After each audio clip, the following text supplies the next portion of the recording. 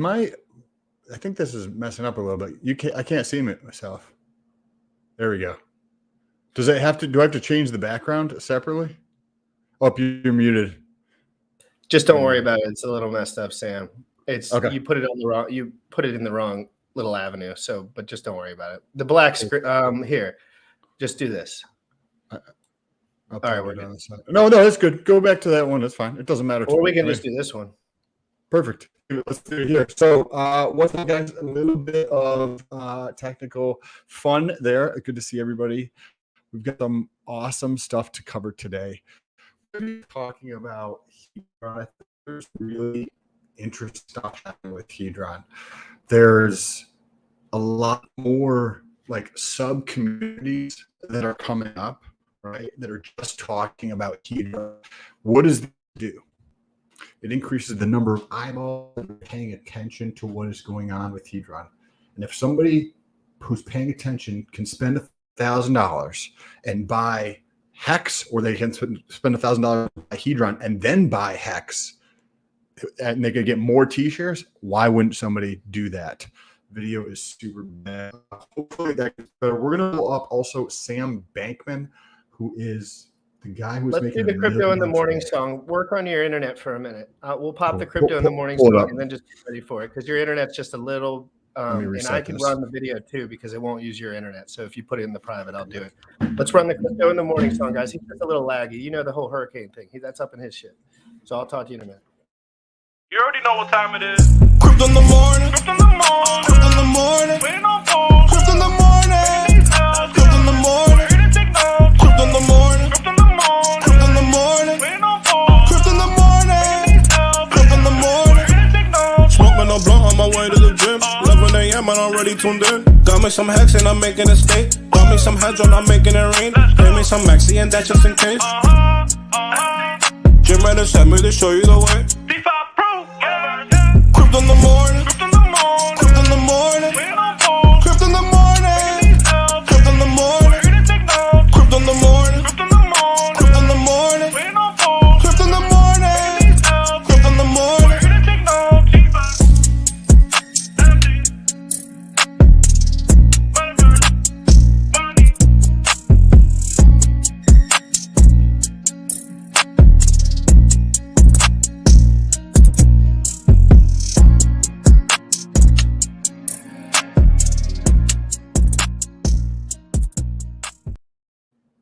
There we go. I'm going to let you play that video because clearly my internet is in the toilet right now.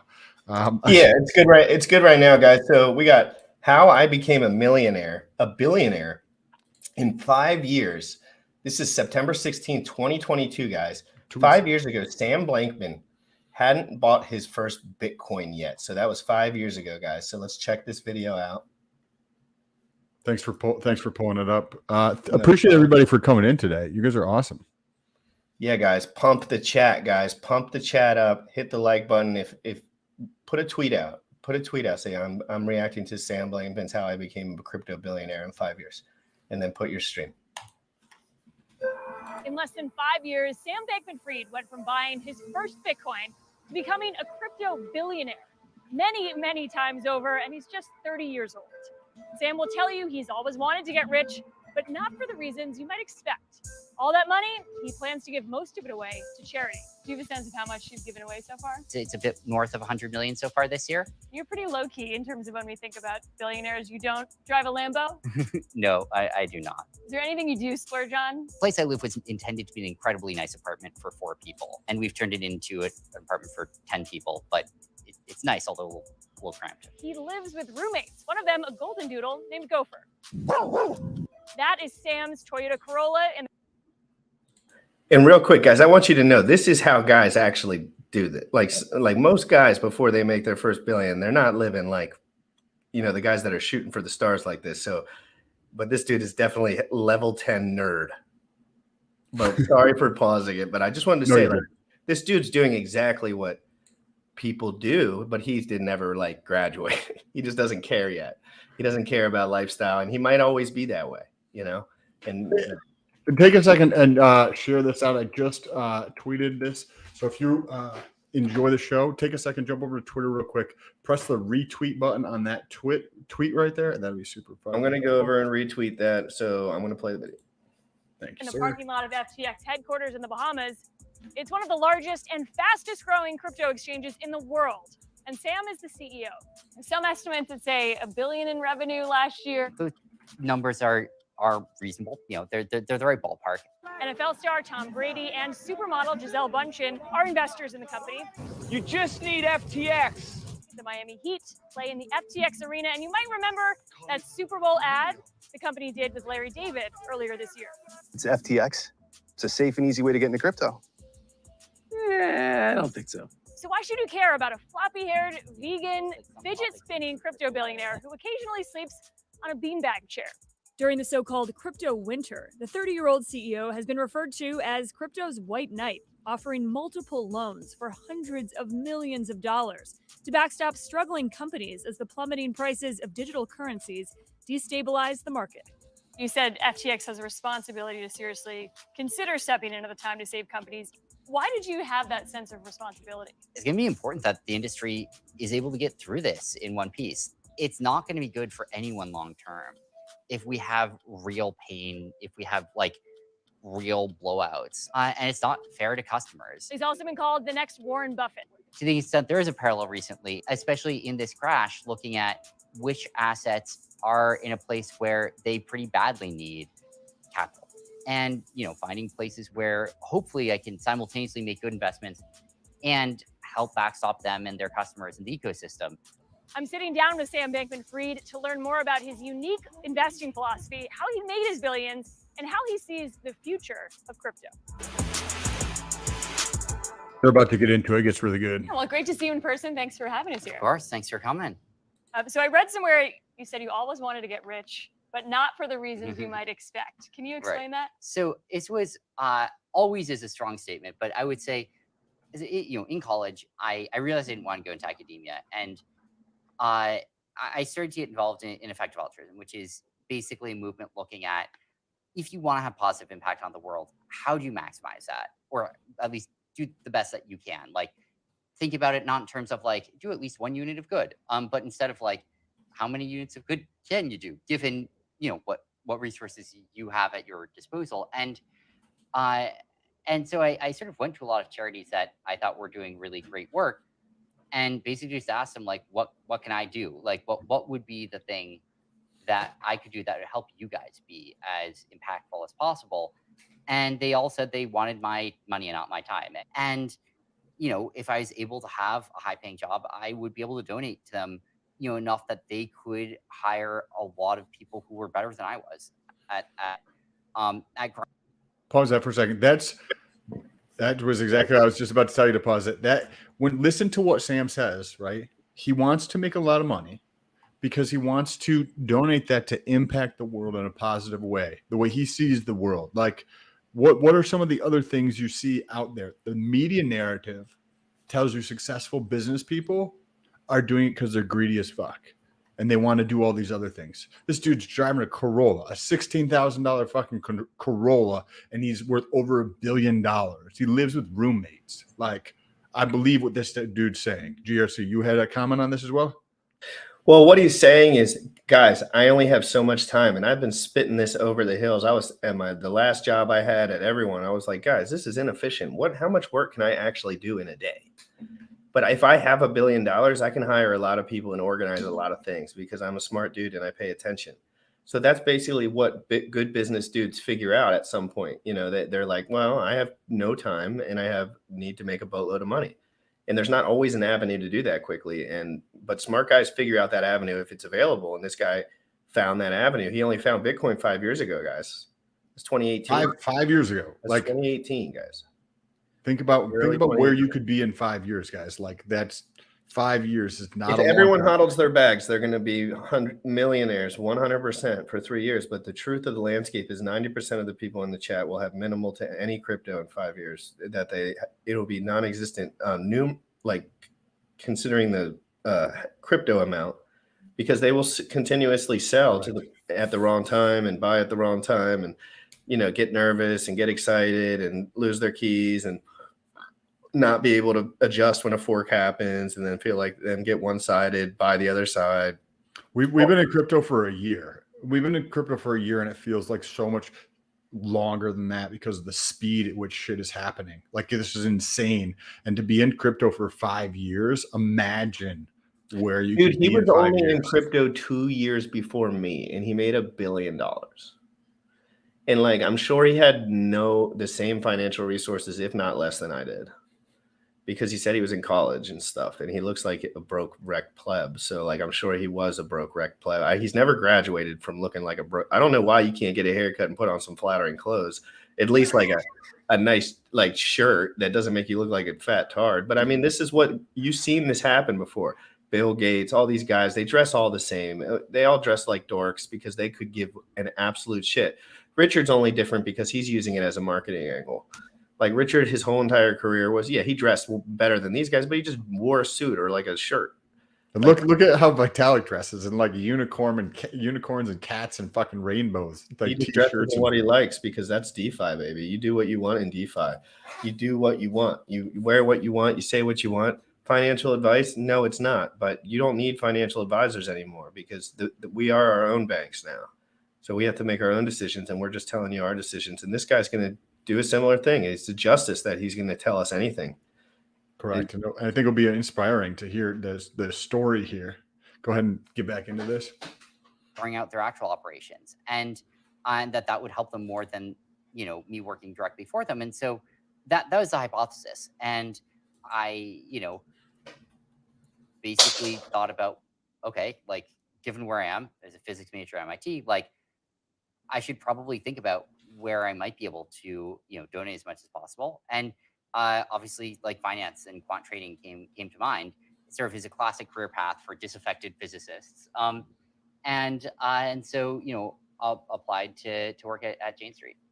So effective altruism is basically making as much money as you can so that you can give as much money as possible away. That's what it's meant for me. But for other people, right, it might mean actually going to work directly for the organizations if they're able to be really outstanding at, either working for existing great charities or starting, new philanthropic efforts. But yeah, for me in particular, what it has meant is, making as much as I can so I can donate as much as I can to what hopefully are some of the world's most efficient and effective, charities. Do you have a sense of how much you've given away so far?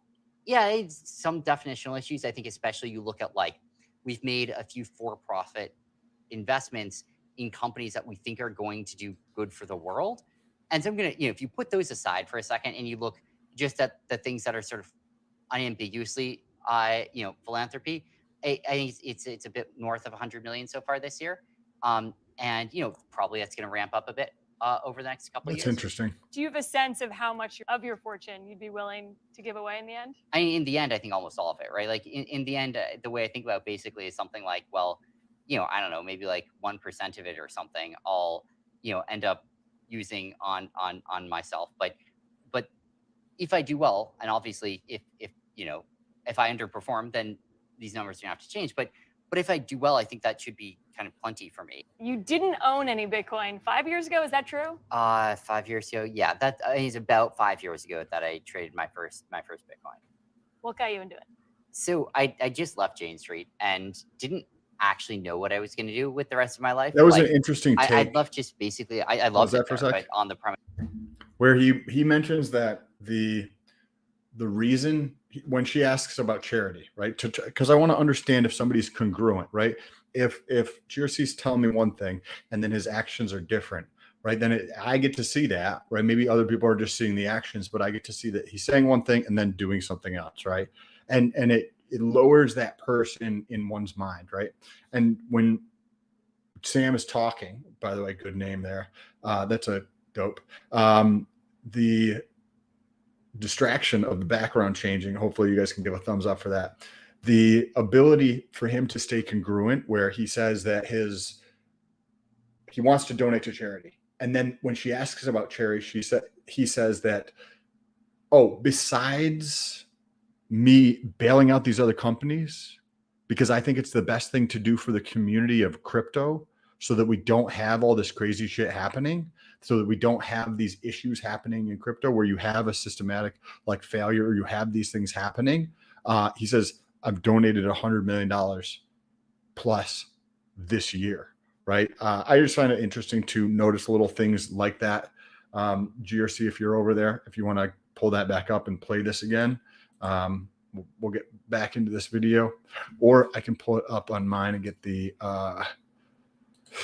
get it playing, because my internet looks like it is doing much better than it was several minutes ago. So give me a second while I pull this up real quick. Hope everybody is enjoying their fucking Tuesday. Is that good? I said Perfect. Thank you. There were just a ton of things that I could try, and probably one of them was going to end up exciting, even if I didn't know which. And I basically just like pulled up CoinMarketCap and just looked at like the Bitcoin page on it, the like little markets tab, and it was super interesting because first of all, it told me, roughly what the volume is, where the big venues were, but also it lists out the price on each exchange. And today that's almost an antiquated part of the product. Like I forget that column exists because it's just reading out 23,731 12 times in a row. But back then it was all over the place, right? And you'd see like 10, 20% differences between different venues. And then a few that are off by like 60% or something. And it basically looked at it and said, like, if that's correct, there's an arbitrage. Like if that data is right, there's a trade to do. And so I just like tried to create accounts and do it. So as a quant trader, your mind immediately went to that arbitrage opportunity. Yeah, that's right. And Alameda, so at the time you I started did that one trading time. Bitcoin and seeing these arbitrage opportunities, that was your own money. When did you go and decide, oh, I'm actually going to launch a firm around this? So pretty early on. I did that one time with an arbitrage trade. Decided it was worth trying. On ETH or ETH W. I'm looking at the ratios between Hex, Hedron, and wrapped ETH W. And if you look at those, if you run them through on a spreadsheet, you see that the numbers are off. So what I did was like, okay, the numbers are off. Let me just double check it, check the numbers again. I was like, yep, they're still off. So I just took a small amount and I was like, okay, if this comes through, I'm starting, say, with 10,000 Hex. By going through this sequence, if I come out and I'm back into Hex and I have more than 10,000 Hex after I've gone through this sequence because the ratios are off, then that means it was profitable, right? So I ran through this sequence of 3 trades as you go through, and you actually come out with more Hex after I did that. The second time I did it, I didn't check the ratios again, and the ratios had already moved. So these opportunities are out here. People are searching for them. But imagine being back when Sam was getting into this several years ago, where he says in a second where they were off by 60% in prices. Imagine having Bitcoin priced at 13,000 in one exchange and being 20,000 on another exchange, and you could buy on one exchange and then sell on the other exchange. That's just crazy shit that's happening. Yeah, no, and that's the one thing you learn as you trade a little more often too, is you can only use the highest liquidity pairs because you just get the best deal, and then you can kind of slosh assets between the liquidity and the pairs that between the two directly. Like we were talking about this with Hedron, like on the other chains, because it hadn't adopted right off the jump for ETH Fair. But if you bought it at the same point, you really don't lose any US dollar because the valuation's not going any lower, and you could slosh it right back into Hex, which has much more liquidity. And you could sell it for the native asset and then convert it to whatever you want. So if you're taking profits from anything, you're going to slosh it into the asset that has more liquidity, because you're not going to eat slippage and you're going to get a better deal. It only takes 2 seconds. So that literally, so if somebody has updated the background, look at the background. He just updated that in real time. Thank you, Bullish. You guys. Yeah.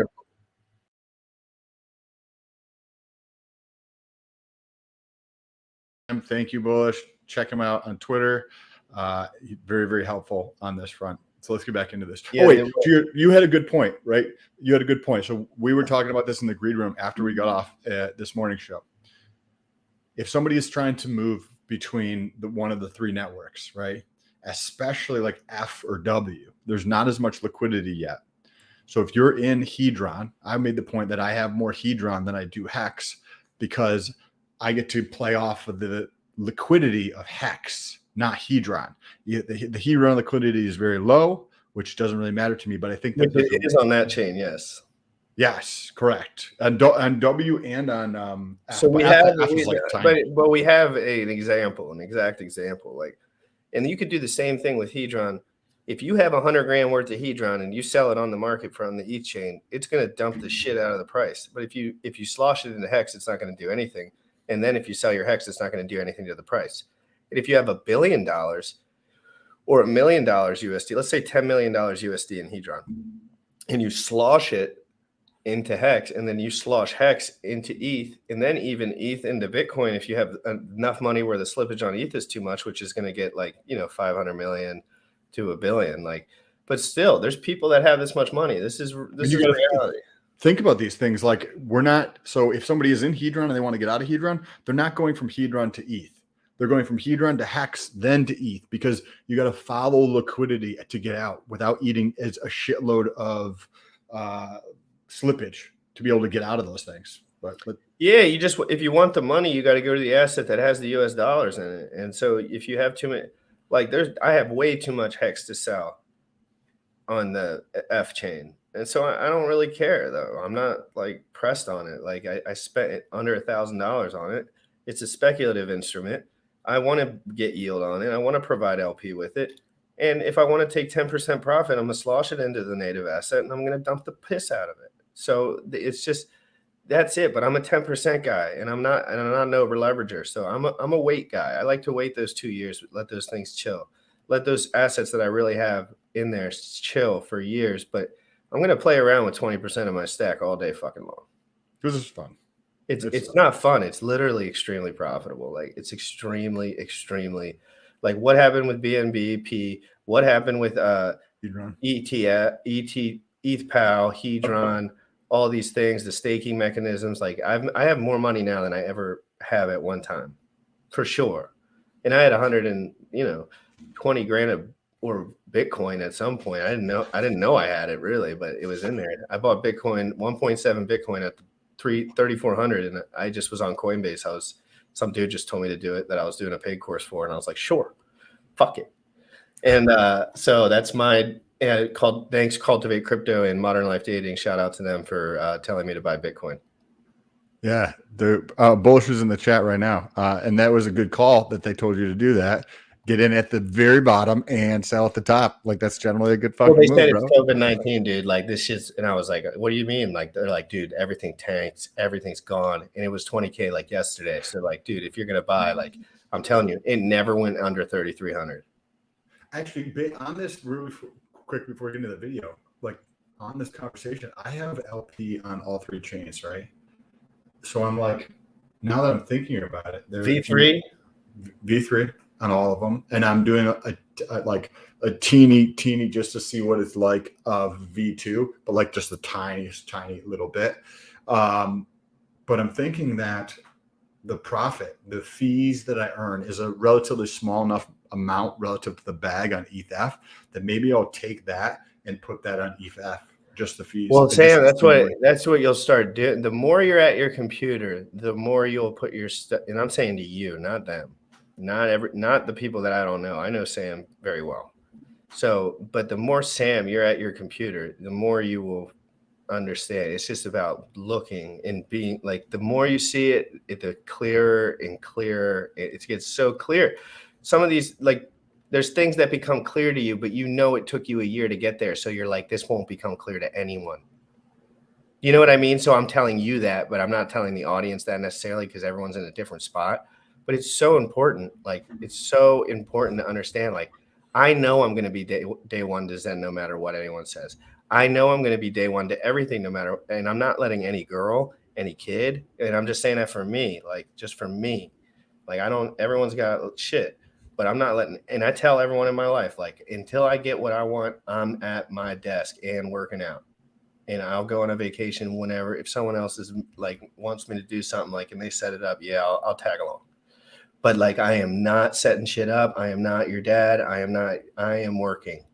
And it's so important because this is the time in history that I will regret for the rest of my life if I didn't dedicate every single minute of my day to. I will regret it forever. If you talk about impermanent loss, if you guys are not like paying attention to crypto and like investing into crypto, you're going to look back in 3 years and you're going to be like, fuck, that idiot was right talking about that shit online. Right. Because they're not going to like me. They're not going to like me either. because we're gonna have stupid amounts of money, and they're gonna say those guys are shills, those guys are assholes, those guys are trying to take over, and we're gonna be the only guys hiring people. We're gonna be the only guys making industry. We're gonna be the only guys renting out buildings to actual people.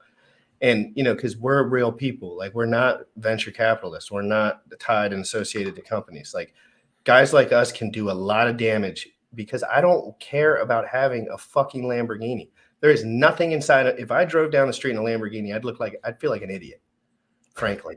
I would. I'd be like, why am I in this? This is not my style. This is not me. Like, but that's for me. That's just for me. Like some dudes dream every day, put a Lamborghini thing on their wall. I do the same thing about other things like having a body that people are, whatever it is. So I just want everyone to know. And this guy's clearly, and I don't care what everyone in the chat, first of all, I'm calling out all you motherfuckers in the chat that are talking shiz on this guy, because this dude could pay you to dance. Okay. And that means that he is a baller. And if you're not balling, if you have under $1 million and not everything you want, then you can suck him. But I understand you don't need as much money as him. But at the same time, we listen to billionaires in this arena. Me and Sam only listen to certain dudes. We cannot just listen to anyone. They have to be devs, specialists, crypto founders, or billionaires. Literally something. They have to be something extremely awesome. If you're trying to like do something spectacular with your life, do you want to pay attention to Uncle Bob, who's fucking sitting on his thumb on his porch, like retired, living on Social Security? Or do you want to pay attention to somebody who's doing something epic, who is doing something amazing with their life, right? So trying to pay attention to those people tends to be able to allow you to pick up certain advantages or understand how people think about things. That it allows you to make the decisions so you can do something awesome with your life. In Pac-Man, you're under the impressions that I actually give a fuck. Like, yes, I like DeFi for what it's good for. But if I get cheap fees and liquidity providing opportunities and security, I'm good. And this dude understands that. And yes, he owns a freaking trading platform that brings more money to Hex than you could probably imagine just by adding volume to these networks. When people buy the native asset of Ethereum, it inflates the Hex price. Okay, there's more volume, there's more users, there's more US dollars. This guy advocates for this. There will always be people advocating against DeFi. There will always be people advocating against government control. There will always be people advocating for all these things. This dude has $1 billion. Yeah, he's probably brainwashed in a couple ways, but he's an absolute genius on the keys. And he can run a whole entire, that's what he said. He's like, I'm not the best at everything, so I just want to hire people. Like, he's not going to teach someone how to dress, but he's going to teach you what kind of mindset you need to have to be a billionaire. That's what he's trying to tell you. So you should respect him, because why is he even here? You think this motherfucker is trying to manipulate everyone? Look at him, dude. He does not comb his fucking hair. He dresses in a Hanes t-shirt that's 2 sizes too big and drives a Corolla. And his blood pressure is probably shit. He probably eats shit. His gut. He's vegan, bro. Like, come on. His gut's hanging out. He eats French fries all day, clearly. No, I'll remember this in 2 years. But Pac-Man, I'm trying to get this bag and get the hell out of my situation so I can change the world. I don't give a. What am I supposed to do? Change the legislation? I can't do that. That's other people's battle. That's not my battle. My battle is adopting people to Hex, Ethereum, Zen, Pulse Chain, ETHPOW, ETHF, decentralized crypto, V3 liquidity providing, and staking on decentralized platforms. And if there's regulation, there's fucking regulation. But I don't think DeFi is here, and like it's only going to continue to expand. But what is DeFi? Decentralized finance, right? So it's going to continue. Can't listen to vegans. The DeFi is decentralized, right? So they won't be able to regulate this. I had a clip that we were going to play this morning. We'll probably play it tomorrow. Like the Treasury, right? The United States Treasury is talking about how DeFi, how crypto is going to cripple the U.S. financial system if they don't start to regulate it, because we have this gorilla. We have crypto. It is here. It can set you free, right? And let's pay attention. It set me free. It set me free. More liberating than Jesus Christ. Literally, I've never felt the freedom I didn't know this existed. That's the part. Like, it's like I didn't know. Sometimes you don't know what you're looking for until you find it. It's like I did not know what crypto was going to offer me until I realized this is my way out of this bullshit. This is bullshit. I have to work 18 hours a day to make $2,000 a week and just do that forever. No. I can do that in my sleep overnight, no problem. LP positions, cranking out ETH and Hex and ETH and Hedron and ETH and Icosa and Maxi and Deci or whatever the fuck it is, whatever assets are tied to the assets you like. I'm going to be providing so much LP when I figure out the arena for Zen that no one's going to even, I'm going to be like chilling. And it's not saying I'm going to be a shark or a whale or whatever. I don't fucking know all that shit. I know that I'm going to be making more coins constantly while everyone else. Sorry, Nikola Tesla. I agree with both sides of this argument. I think Bankman is good for DeFi. Don't you say I don't. I just apologize. I don't think Bankman is good for DeFi. I'm going to touch on that in a second. That being said, he is smart as fuck, and I'm going to listen. I agree. It's hard to separate the person from the genius. Yes, think about this. You have an individual who is bullish on crypto, talking about crypto, and he's going to increase the dollars in crypto. He's bailing out. How many dollars has this dude brought into crypto from the streets? So many. Like, what does that do? It drives my bag up. Right? Dude, he's probably donated to crypto companies that bought, like that all that money circulating in your bag right now. Yep. Correct. I agree. And those dollars, just like how I was like, when I exit Hedron, I'm not going to sell to ETH. I'm going to sell Hex. I'm going to go over, sell Hedron into Hex because there's more liquidity, because people in this community provide liquidity between Hex and Hedron at a much greater rate than they do between Hedron and ETH. So all I have to do is go look this up. I see that there's more liquidity there, and I know that Hex has more liquidity. I think the upside of Hedron is US greater. dollar could you imagine the number if it was just like US dollar that if this dude didn't exist would not be in Hex? And it's like, I know that number can't be calculatable, but like, you know what I'm saying? Just a lot. You see how close Hex is to ETH? Hex is right there with ETH, man. And I'm telling you that not from a liquidity standpoint. It's right on the top of the chart on Uniswap. People know about it at this point-ish, and I'm telling you, this dude's dumping dollars into ETH. I guarantee it, because he's not stupid. He made it 5 years on Bitcoin. He's probably not a Bitcoin maxi. And guys, fill me in. If this dude has done anything absolutely out of line, just drop it in there. But yeah, we can't just say like, you can't just be like, oh, this smart billionaire dude who has no care in the world about what people think about him is not dropping alpha. Let's get back to it. And Sam, I actually have another surprise little 9-minute little teaser at the end of this but it just goes right with perfect. It seems like there's a lot of controversy around Sam Bankman. Like, I know.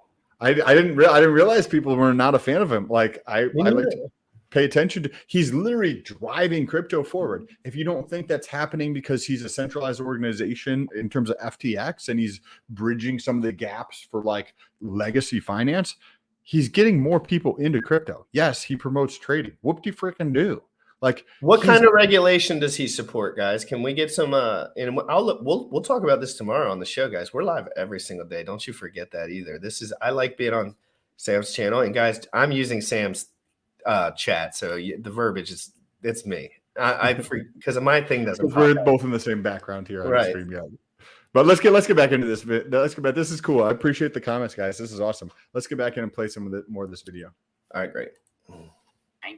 And basically, we just tried to do a lot of arbitrage opportunities. I'd say 90% of the trades that we tried to do, we failed to do for one reason or another. The other 10% were still exciting and good enough to make it compelling.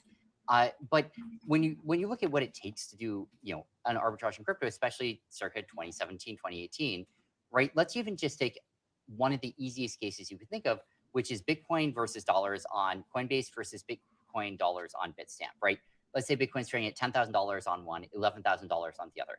What are the pieces that you need to put together to do that trade? Well, you need capital, right? You need some funds to do this with. You need an account on Coinbase. You need an account on Bitstamp. You need withdrawal limits, rate limits, things like that on each of the two platforms, right? Then you go, well, how do you get money to Coinbase in the first place? You need a bank account. And that bank account needs to be able to be willing to wire to Coinbase and get wires from Bitstamp in significant size each day, right? You need to build like dev connections to each one of the platforms that you can actually execute this, right? That's 9 different pieces that go into doing a Bitcoin arbitrage on 2 US exchanges. 9 different pieces of infrastructure, none of which have to do with recognizing or doing the trade. So you were looking to sort of simplify that process. Yeah, and ideally in the end, what you want from a trader's perspective is a button on the keyboard that you can click, and if you click it, it sends the order, right? And then if you want to transfer funds, you click a button and it transfers the funds. You mentioned at one point in an interview that Alameda made $1 million a day every weekday. Can you? I just have to address the chat for 1 second. Guys, can we cover the crypto news or not? Can we cover the guys that make billions of dollars or not? We're not endorsing anyone, guys. There's 77 people in here, and we're researching because me and Sam, frankly, haven't watched any of this footage. You know, like, I mean, other than just poking around at it, seeing if it's a good look. But understand, guys, me and Sam are interested in very large endeavors. And they're not all crypto related. They're not all anything related. We have big goals and aspirations. And guys like this slip out some of that alpha every once in a while. Yeah, he's probably a hypnotized liberal snake. Yes, of course. He is vegan, so we get the tip right there. Yeah, but like, who is not that? Like 3 dudes, and I cover them every day. And Vitalik's probably the same way, Halfley, and Richard's just an outlier. But Richard also has some things about him that are not amazing. Like, what about when he told us Pulse was coming out in 2 months? I could be playing that. I could be playing when he was like 2 months, guys. We got 4 months. And but I'm not going to paint Richard in a bad light just because of some mistakes. Just the same way I'm not going to paint this dude in a bad light just because he wants FTX to dominate the world. That's what everyone wants, their fucking company to dominate the world. But so I'm just saying, if this dude said, I'm going to make $1 billion and start buying lobbyists, that's badass. I don't know. I wouldn't do it the way he did it, but it's badass. And I learn from guys like this because of the way they move. It's not necessarily this dumb fucking interview. And this dude is going to be a big part of crypto, no matter what anyone says, right? Correct, bro. He's already a billionaire. Who runs the shit today? It's the people with the money, right? It's the people who have the money who pay for the lobbyists, who pay to change the rules, right? Who's going to drive in everybody else in here? It's people who have the money to change the legislation out there. Whether this dude I completely agree. I want my shit to dominate. And if I'm Sam Bankman, I want my shit to be the ultimate in society, my company to be the best it can possibly be, the biggest it can possibly be. And why can't, if you think Richard's such a badass, and I think he is too, to be quite frank, he has plans too. Can he have plans you're not supposed to tell everyone your effing plans for future domination. Like, that's not how future domination really works. Sam, I have to cut it to this because it just cool. Adds so much value. We appreciate the comments. No, we appreciate the comments. We love all the comments. Yeah, all of them are awesome. Like, we're here to learn. We're here to learn and to understand more about crypto. And Sam Bankman is not something that I fully understood, other than he created FTX. He made a lot of money in arbitrage, right? Other than that, I don't have any understanding of this fucking dude. So, Sam, I have to switch it to this because you know me, I always watch these Richard Hart videos, and Richard's along the same lines as he wants to dominate. He's a billionaire. He'll do anything in the world to make his product the best. So let's take a breather for a second instead of getting all lib on everyone. Like, you guys act like you've never been in a fist fight. We don't worry about fucking petty shit. Like, that guy is not our biggest worry. You trust me that. He can't even dress right. Okay? I'd be way more worried about Richard in long term. And because Richard's got a lot, hopefully he keeps his weight down. But let's get into this. Think about money. So you want to get rich. I'm going to tell you a little something about money. In this world, you don't see the richest people doing things with their time and getting paid hourly. There's not enough hours in the day. If you're the highest paid lawyer, the highest paid doctor, no matter how much you make, there's still just not enough hours in the day. There's only one of you, right? We may have different educations, different skills, different opportunities, but the one thing we all have the same is our time. So in this world, if you want to become truly wealthy financially, you need to do things which aren't based on your hours. That means that you need to start a business or own something. because when you're sleeping, the things that you own will still be working, right? So let's say you own a piece of real estate and you rent it out. When you go to sleep, your real estate. So, like, let's say you own a centralized exchange and you want it to be popular, something that Richard might do in the future and has tweeted about lately. What if Richard ends up changing the centralized exchange game? What if Richard ends up connecting both of these worlds? There's so many things that can happen, but just putting negative pressure, you want more US dollar in. So let's get back. Sam's back. State's still working for you. I was just mentioning that, you know, Richard mentions starting a business. You need some way to have money while you're sleeping. There's not enough time. And I was just saying, like, Sam and Richard has mentioned buying a centralized exchange. And so, like, people are saying this dude's a piece of crap. What if Richard makes $20 billion on a centralized exchange?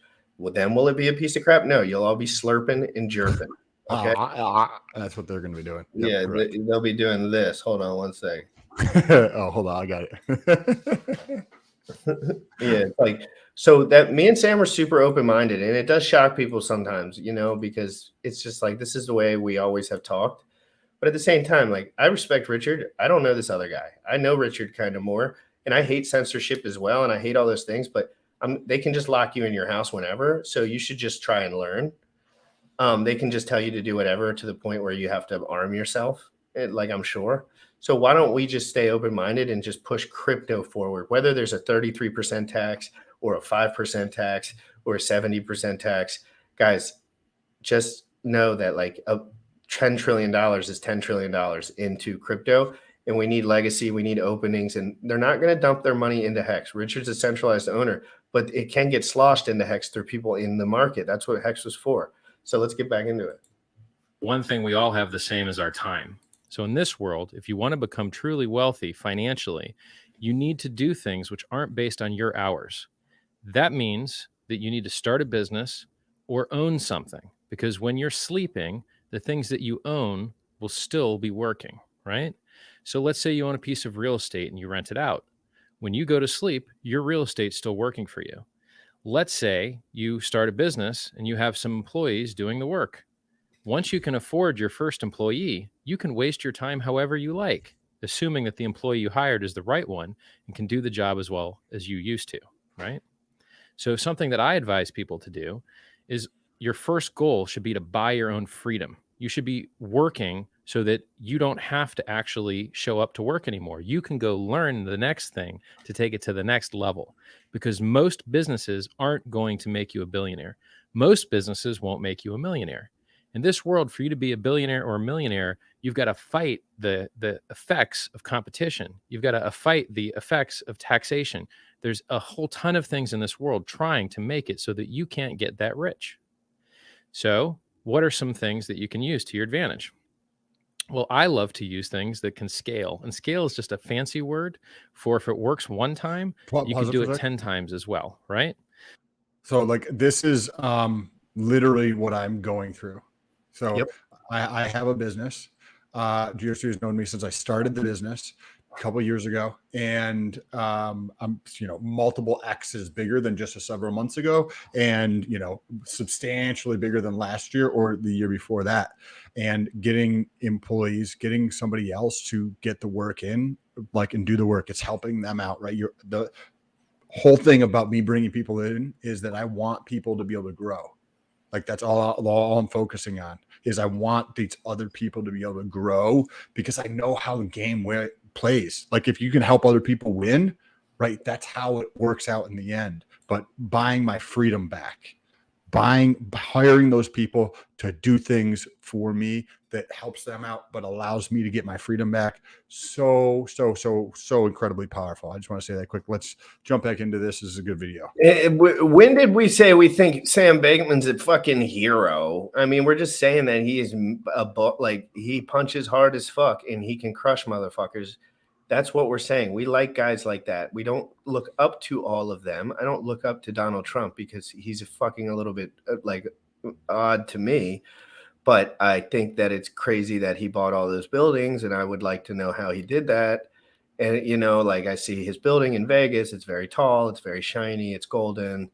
And Sorry. You know what I'm saying though? Like, you know, I Correct. don't like the guy, and most people feel the same about Richard. To be honest, most people say I wouldn't want my dad watched Richard Hart once. He said, "There's no guy in the world that I like worse than this guy." Because that's my dad though. He's blue collar as shit. He's dirty all the time. You know what I mean? Like that's what my happens dad. when you close your mind, right? You don't Right. fucking change. You don't grow. And when you close your mind, even to people who are vegan, So let's say you're in a service industry and you've got to go door to door. Yeah, even sorry. if you close, you're good. When you close your mind to learning and understanding that everybody has something that you can learn from, everybody, even the homeless dude on the side of the road. But Yes, change, you ask them, how do you handle mentally living out here? Maybe they'll throw you some bones like, man, life's good. Like, fuck it. And you're just like, whoa. Like, I think Perspective. life sucks and I have lots of money. So it's like, you know, you can pick. And when someone's good at carpentry, you can ask them how to build a freaking cabinet. But you're not going to ask them how to do crypto.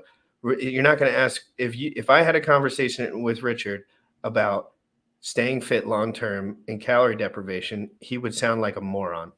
I guarantee it. Whether he thinks he would sound like a moron or not, it really makes no difference. Because if you really know the secrets of calorie deprivation, you would do that because if you were built like him. You know, like It's if you had Sam, right? Like if Sam, you're a bodybuilder, so you eat your ass off. But if you were a heavy set dude who kept fat on his frame like crazy, and those guys exist, would you just be in calorie deprivation and weightlifting mode? I Probably. literally just did a 24-hour fast Saturday evening through Sunday evening for 24 hours, and I do that on a regular basis. Easy as fuck. It's Zero issue. I haven't eaten today, and I won't. I could go the rest of the day, no problem. I will eat tonight, but I could go the rest of if I had to, if there was something going on, no problem. All clarity, no issues. Caffeine and water, it's all good to go for me. And I know that I don't always do the best with the caffeine, a little too much, but in general, guys, but when Richard talks about crypto, I shut my effing mouth. I listen. But when Johnny Chaos and Crypto Coffee talk about crypto, I turn off the stream. But that's not because they're idiots but I'm devoting myself to studying these guys and showing everyone and everything like we're doing. But let's listen to it because this is good. This is prime Richard Hart. And you want to know how many 117,000, but most of these have roughly 10 or 15,000. This must be one of the ones that like kind of popped off. Or and fix air conditioners. That's really hard to do because if you need to fix twice the number of air conditioners, you need twice the trucks, twice the tools, and twice the insurance, and twice the advertising, perhaps. And it takes twice as much time. And the trucks break down, the people don't show up on time, and half the employees have drug problems for whatever reason. Maybe it's a Florida thing. And it just doesn't scale well. Now, there's other businesses that scale totally well. Let's say you have a software business or software as a service. You get one client, great. You get two clients, great. How many clients can you put in a single server? Hundreds, thousands. You don't have to do anything different. It's just zero. The fancy word for it is zero marginal cost to provide the service to the next person, right? So there's some businesses like moving boxes where if I sell boxes of things on the internet and make 40% markup, or let's say it's a competitive industry and I make 15 or 20% markup, well, could I sell 10 times as many boxes? Yeah, surely I could, right? Could I sell them into other countries? Could I relabel them? Could I give them certain different features? Could I differentiate my product in a different way? Yeah, sure, I could. But what if I just have a local retail storefront? Once you've like capped out on the number of people you can reach locally, you can't bring people from out of state. They just don't want to make the drive, right? You can't stock as many things on your shelves as for display. You run out of display room, right? Some people you want to, sell their stuff and they see you're selling a certain competitive product, they won't let you carry their line because they don't want to, compete in that area. Or they've already got so many other retailers in the area that the detail orientation when he talks, the open-mindedness, the truth, there's no bias when he's talking about this stuff. I wanted to highlight DeFi will never go away. It will change and adopt. Exactly. And the people that really, truly understand that if they shut the internet off anyway, like I'm going to have to be like loading up.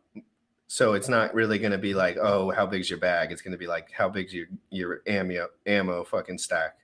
Yeah, like, correct. You know what I mean? Like, because I'm not going without the internet. This ain't China. Like you got a blader on. You got some. You got some. So somebody else said one thing that I wanted to say that I wanted to think. This is so true. This is ridiculously true. If you're listening to crypto, really good crypto content every day, it makes working a regular job worth it. But you have to be in a position where you don't have to like actively listen to someone else or have someone telling you what to do, because then you won't be able to have earphones in.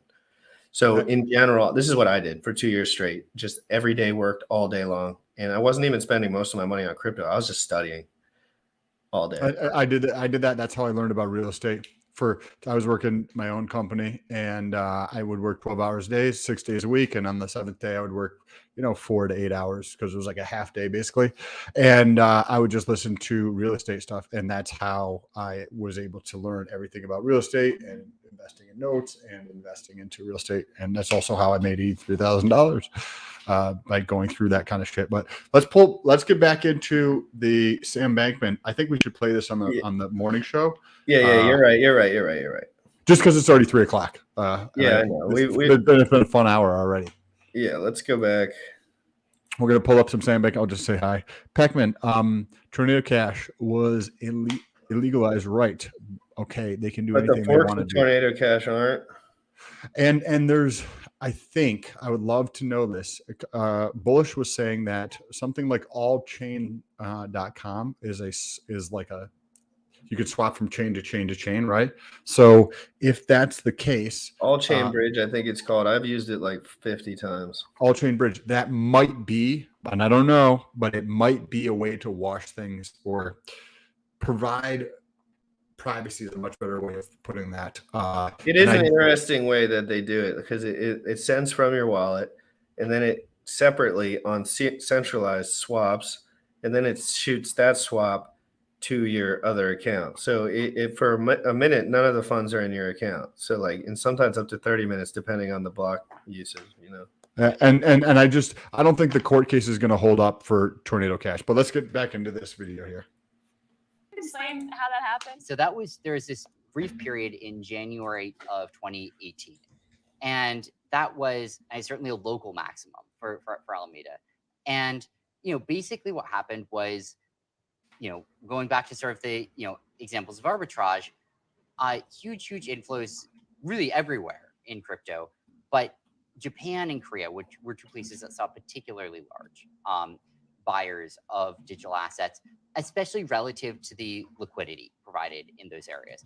And so what we saw for a multi-month period was elevated prices in most of Asia compared to the United States, because basically, people kept buying and buying and buying in Asia, in Japan in this case, and that drove prices up to a premium. There was an arbitrage in theory to do, and it was about a 10% arbitrage, where you could buy Bitcoins in America, you could send them to Japan and sell them for Japanese yen, turn the yen into dollars, wire it back to the United States, and in theory have made maybe 9% post fees. And in theory, if you had $15 million of capital or so, some of it was always going to be stuck in one place or another, but high level, you could make $1 million every cycle of that arbitrage. And how long was a cycle? Why couldn't you just do this every 30 minutes? I mean, that's how long it would take to do the trades and send on the blockchain. The answer is wire transfers, right? One step of this is you end up with capital in Japan, in Japanese yen, and you have to turn into dollars in America. And that took like 12 hours or so. So it took a day each time to cycle. And, you'd only do it on weekdays because banks were only open on weekdays. And, for most of January 2018, that's what we were doing was doing Japan-US crypto arbitrage. So essentially flipping Bitcoin from one market at a lower price, selling it at a higher price? That's right. Those opportunities, they still exist, but they're a lot smaller today. Were you surprised at the time? Were you ever saying to yourself, I can't believe how much money we're making off of one trade?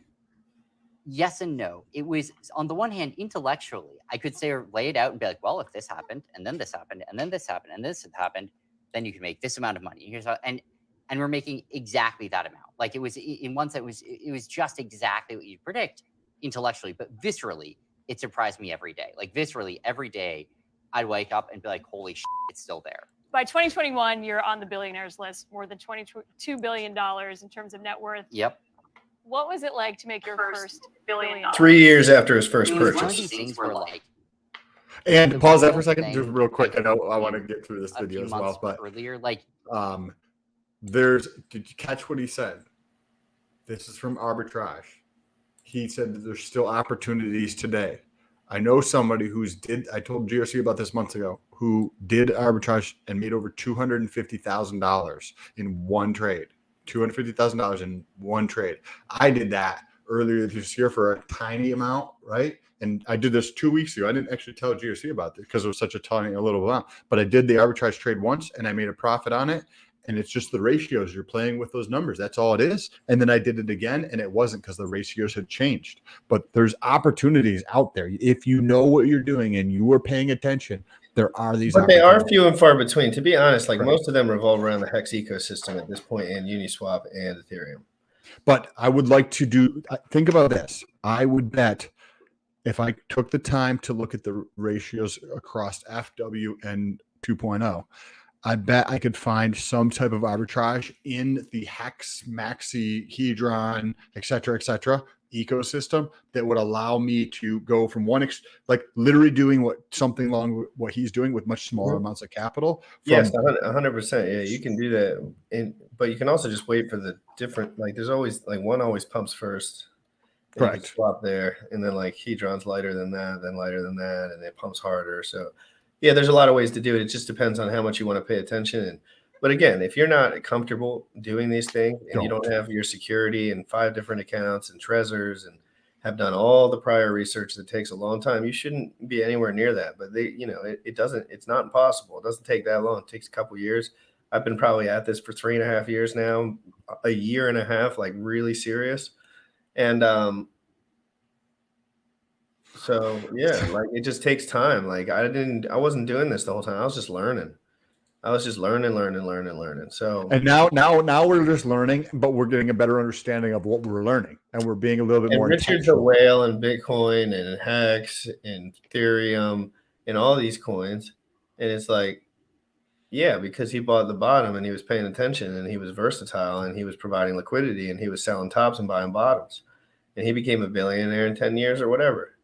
Like he wasn't shooting for any, he was just making his money. You know what I'm saying? And after a while, he said, "This is ridiculous. Like, people need to like. This is all my peoples. He's from downtown Florida somewhere. So like he said, where he grew up, you know how it is.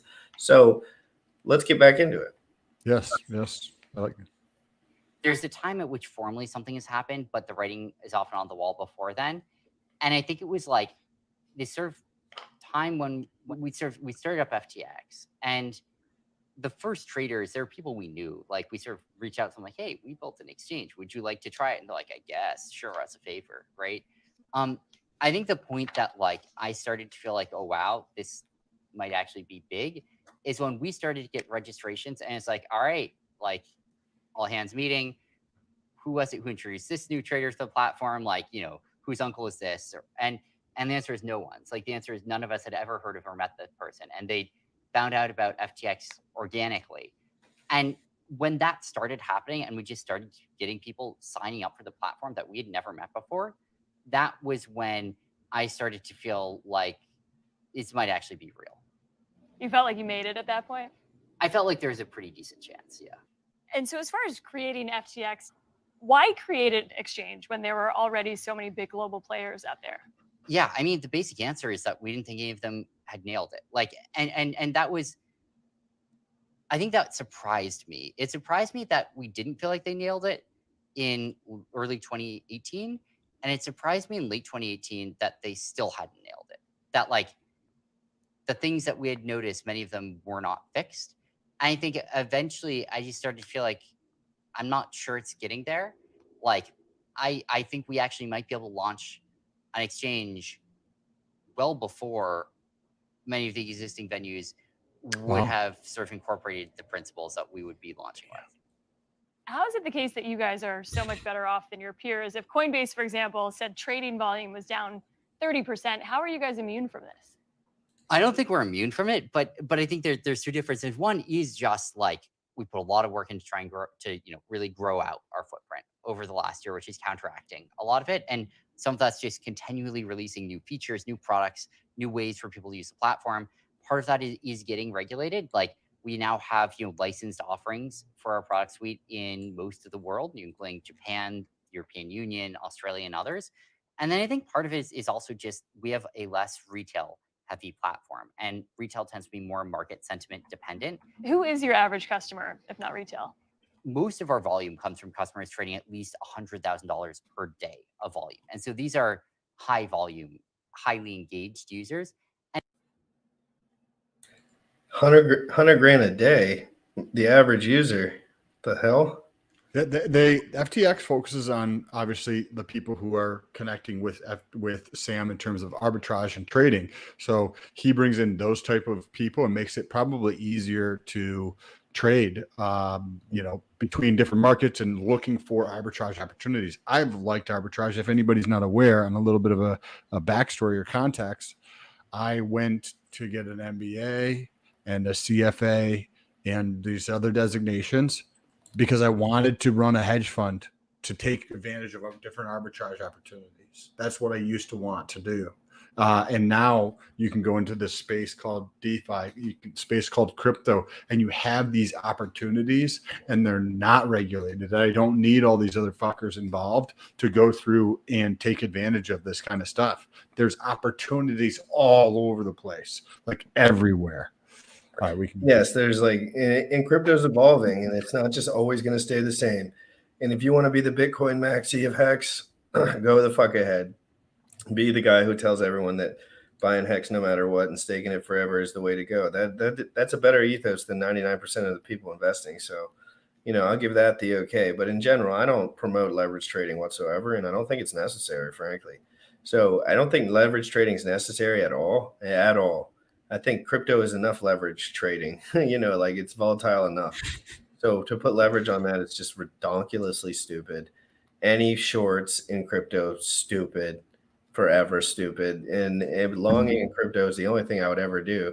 And that's never I have done it, nor will I probably ever do it, because I have been making a large amount of profit and never have I thought about leverage. I hardly even think about adding USD in from my bank account. It's kind of just like, swap, Hedron went up 90% today, swap 5% of it for whatever Hex at the bottom or whatever other coins coming out. Like, I can deal with the tax implications after I get my 1,000x, 10,000x's from holding these assets for 2 or 3 years and buying them at good valuation. Correct.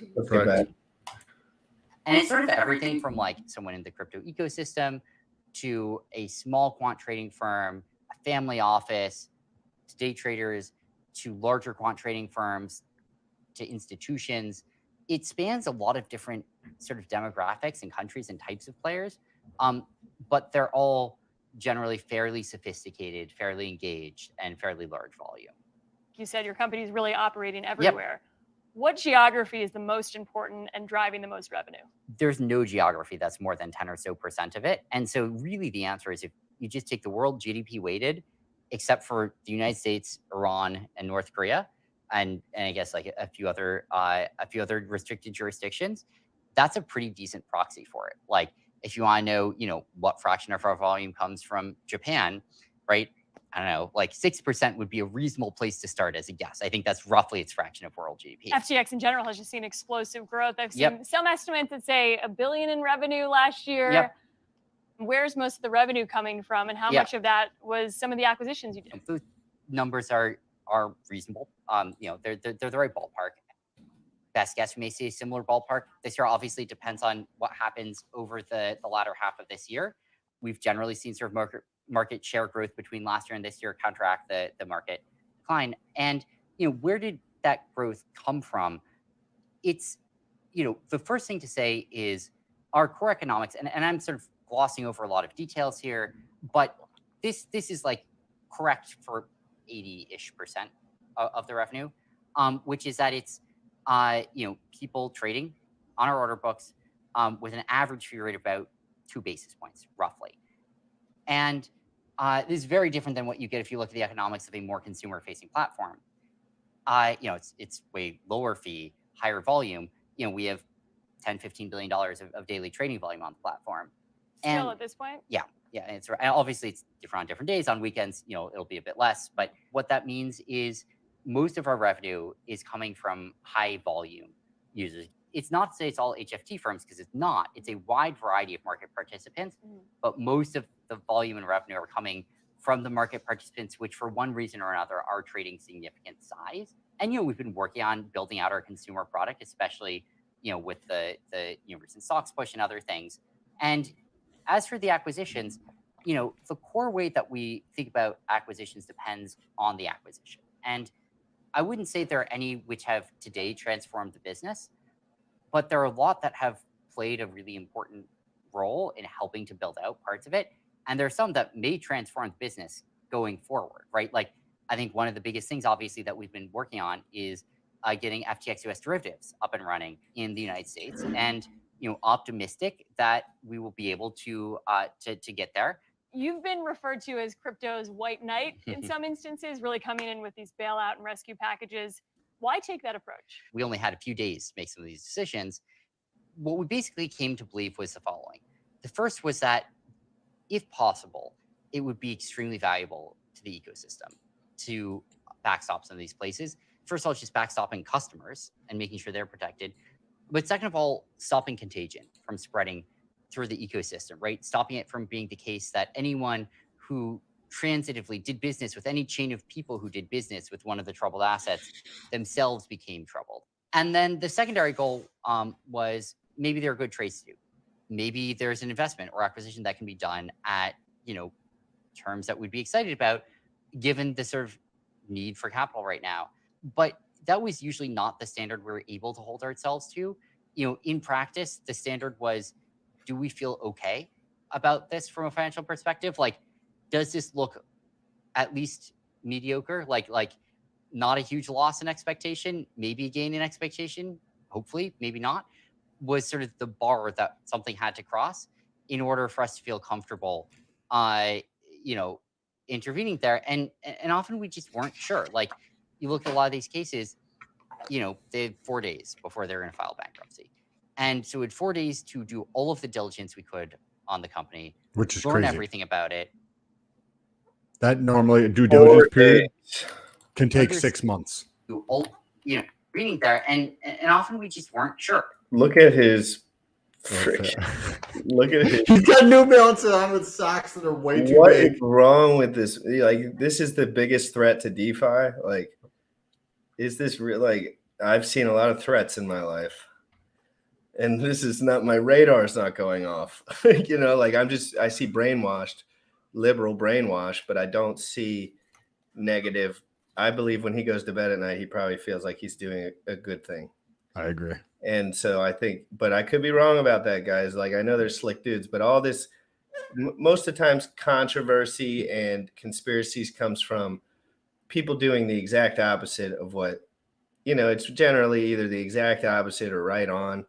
But come on, like, guys, he has a company. He wants the company to grow. He has billions of dollars. He doesn't care about whatever you care about. Richard's the same way. He doesn't care about what this guy cares about. Jack LaVen's the same way. He doesn't care about what this guy cares about, or he thinks what Richard cares about is centralized and not as like good as his shit. So, like, again, but like Richard would say, no way. Like, correct. And each one of them would do that in the exactly, direction, right? Exactly. Because, but like, that's their actual idea. Just let the people have their ideas and do what the world is meant for them. And if this dude was meant to have, I bet Richard trades on this shit. $100,000 trades minimum. Yeah, it sounds like Richard's alley. Like, I'm sure that there's benefits for that kind of user. But Richard tells the user how to not get in trouble. Richard could make $1 billion on PLSD. I guarantee it. It doesn't matter. He could, because he's smart like that, I guess. And, he's more experienced. So let's get back into it. Sorry for interrupting so much. This has been amazingly insightful. And I love how he brings up the how things affect in different parts of the world. Yes. And we're going to get more of that too as time goes on. That's lots of insight. So appreciate that, Mr. Dresses Like Poo. Sure. Like, you look at a lot of these cases, they had 4 days before they're going to file bankruptcy. And so we had 4 days to do all of the diligence we could on the company, learn everything about it, understand the industry, their business, their customers, understand how we thought things were going to unfold, and then make a judgment call and wire money. I think the Voyager case is sort of an interesting one there. What we ended up doing was extending a sort of two-piece line of credit. And the first was 70 million. And that 70 million was money they could just draw on immediately, no strings attached. And we knew we might lose that. Then there's a larger line of credit, which would eventually have potentially plugged our best guess at the time as to what the complete hole was, but which had conditions on it. If there's just an immediate run on the bank here and the business is just going belly up and there's nothing we can do to actually save this, like we don't want to just keep ignoring through it. We very well may lose that 70 million. I don't know if we're seeing it again. And so be it. Like we understood that risk going in. Do you still have enough cash if you needed to do another bailout? Yeah, we did. And we try to keep that on hand. Like we try not to empty the coffer, so to speak. We had a couple billion going into this. And, it lines up roughly with the amount that we'd raised, over the last year. And, on top of that, we had been profitable. So billion-ish to deploy? Yeah. And again, you get to definitional issues here of how much do we really feel comfortable deploying? Saying that there's another ballpark billion, that is sort of, completely unencumbered, certainly will get you within a factor of two, certainly, of the right answer. You said FTX has a responsibility to seriously consider stepping into the time to save companies. Why did you have that sense of responsibility? It's not going to be good for anyone long term if we have real pain, if we have real blowouts, and it's not fair to customers, and it's not going to be good for regulation. It's not going to be good for anything, and so. From a longer term perspective, it's just that was what was important for the ecosystem, is what was important for customers, and it was what was important for people to be able to operate in the ecosystem without being terrified that unknown unknowns were going to blow them up somehow. I want to talk about future of FTX and stock trading for a second. So you have about a 7.6% stake in Robinhood. There are reports that FTX has been looking at eventually acquiring Robinhood. Why do that when FTX is also launching stock trading?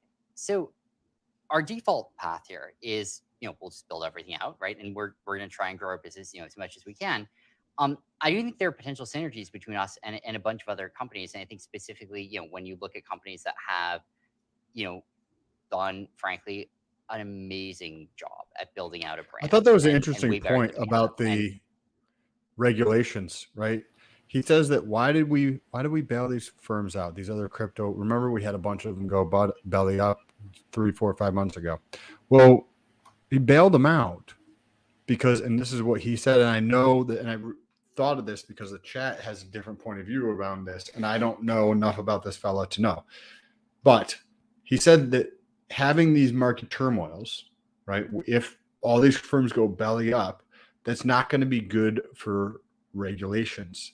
And I don't know, I could see that being the correct thing too, because when you have players involved, then you have players talking to fucking government, and then you have stupid people in government who are getting backdoor money from other things, coming up with policies that are always worse. They're just fucking. Now, RH, a little more transparent than this guy, tells us there's more insolvent exchanges, and we have another 50% leg down.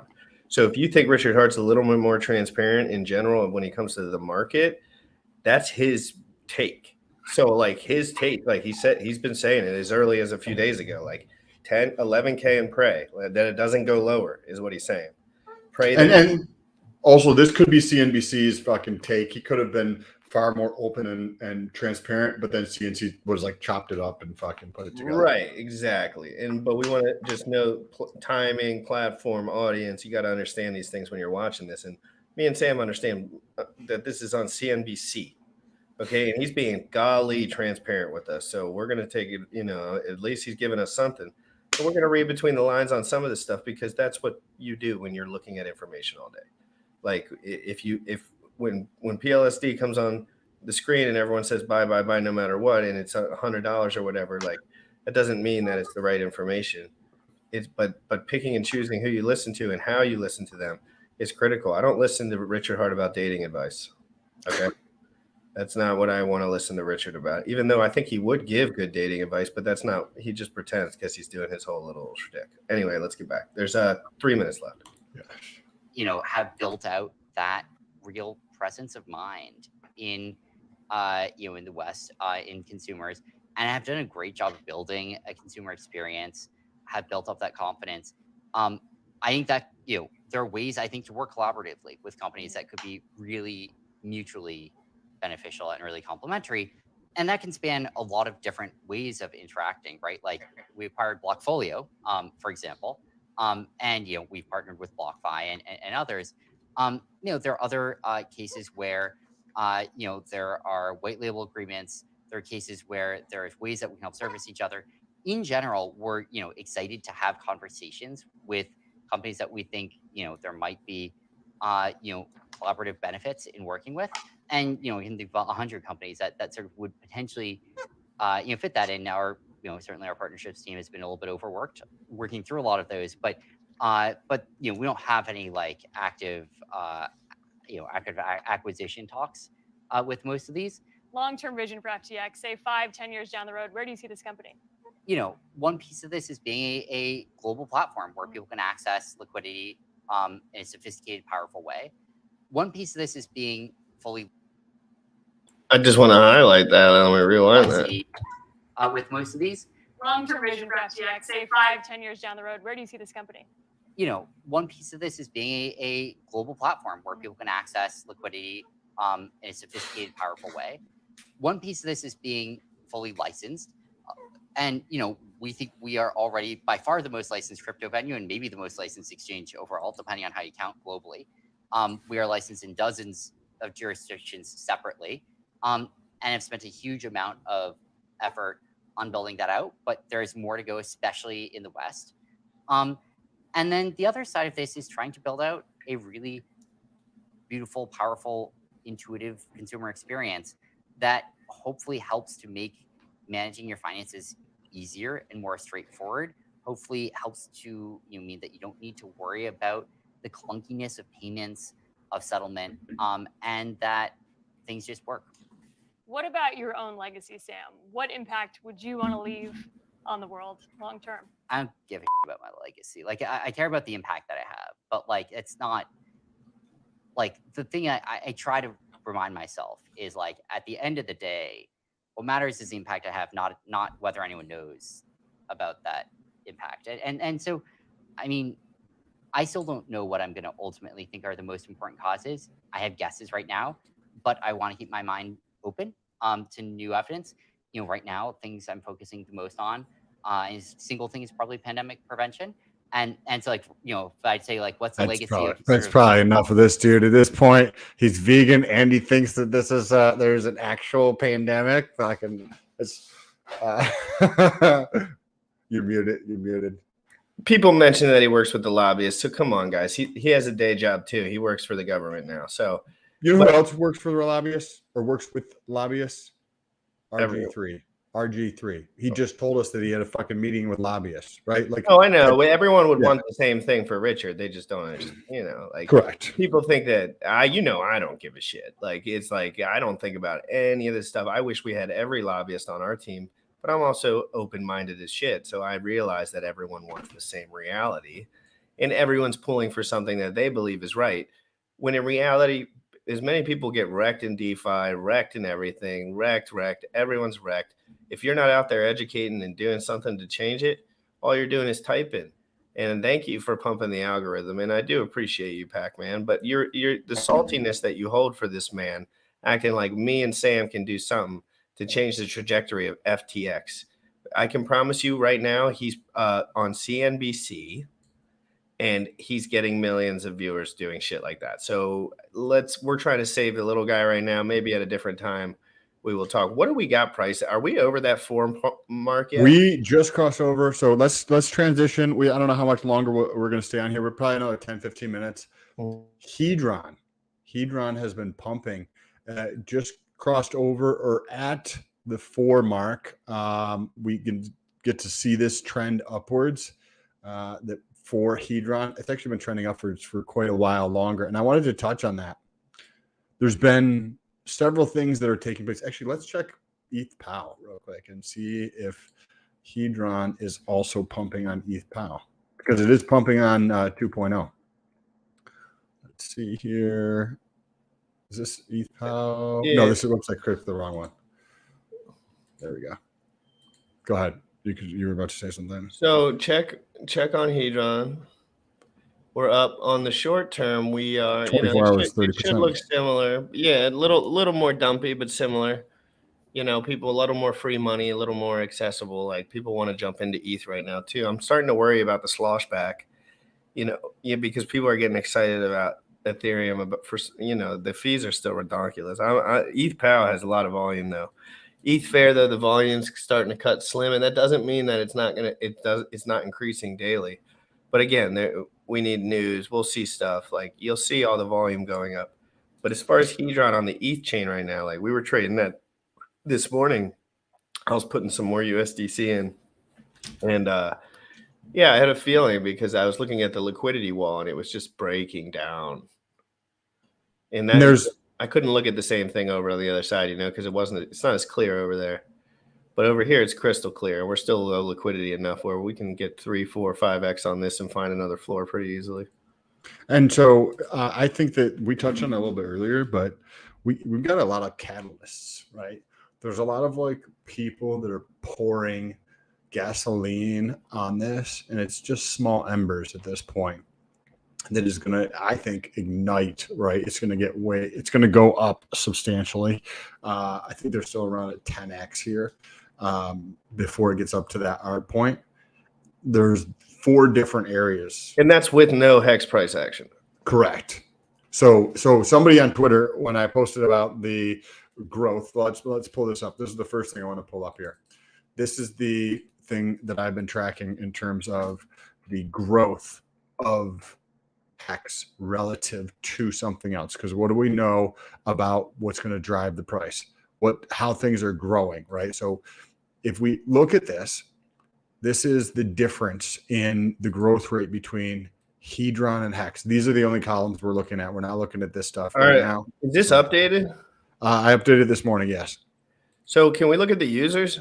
Yes. I want to see. That's the number that I'm the most curious about. I want to see the users. I want to see how many more users are transacting in Hedron on the ETH chain than they are on the. So we'll get into this in a second here, Yeah. But so this is from August 28th. There was 20,936 holders of Hedron and 309,508 for Hex on 2.0. Now that I've hidden a lot of these things, but I've been tracking it since then. If you look at the growth rate for Hedron of holders versus the holders in Hex, Hex has barely grown, 0.3%. But you can see that in the chart. What has Hedron done? Hedron has grown. And this is why it's about adoption. There's some fellow on Twitter who was trying to give me a hard time with this. Like, stop flooding the bags of Hex. Pay attention to fucking growth, bro. Like, pay attention to where people are going. They don't want any more money to move around. They're scared. Hex is not growing nearly as quickly in terms of holders as Hedron. Hedron has 24x. 24x. Where's the number on that? What's the number of that? Where's the number on that? Okay. Up here? Okay. Whoops. So, and this is transaction volume or USD volume? This is just the number of holders, the number of addresses that have Hedron. And this is over what time frame? Since August 28th to today. All right. So just in that, oh my God. Bro, yes. Ask me questions. God. If something's not clear, somebody else probably has questions. I get it. No, I just was looking at my Telegram for a second. Holy smokes. That's pretty wild, guys. If you don't think that's pumping or keeping Hex floor up, you're out of your effing mind. You're so out of your mind. Guys like Sam have never touched ETHX because it's always been on downtrend since he came into crypto. I did back in the day when it was at 2 cents before the big run up. So, but I haven't bought really, other than yesterday, I bought a little bit. And 2 months ago, I bought a little bit right around the same price point. It's I'll speculate a little bit, but if there's a downturn at all, I'm going all in. And when I say all in, you know what I mean? 20%, yes. 10%, something reasonable. So that's a catalyst, right? If you just look at the data, you try to understand what do you personally think is, wow, this chat is getting lots of spam. Do you have any moderators? No. Yeah, make some moderators so they can boot that. I'm not in the Daniel, I just did that. Or let me see. It's all good. It's all good. I'll have to do that separately to make somebody a moderator. Let's see if I can make. Or you just have to monitor the chat. Let's see. Okay, Benny Blanco. Benny Blanco, you are a moderator, sir. And Pac-Man. Let's see. Who wants a wrench? Spam the chat. They have to spam if they want a wrench. If you want a wrench, let me know. In the chat, if you want a wrench, we'll pick 3 to 5. Yes. And then we can help. 60% staked on BNB Pot, guys. T.me/BNB Pot. 504 members in the Telegram. Still very early, guys. Like 3 days. This has only been out for 3 days. We have been covering this. I have to shill this shit because I'm really just so excited. And I say that from really a good place. Like, I've been keeping an eye on this.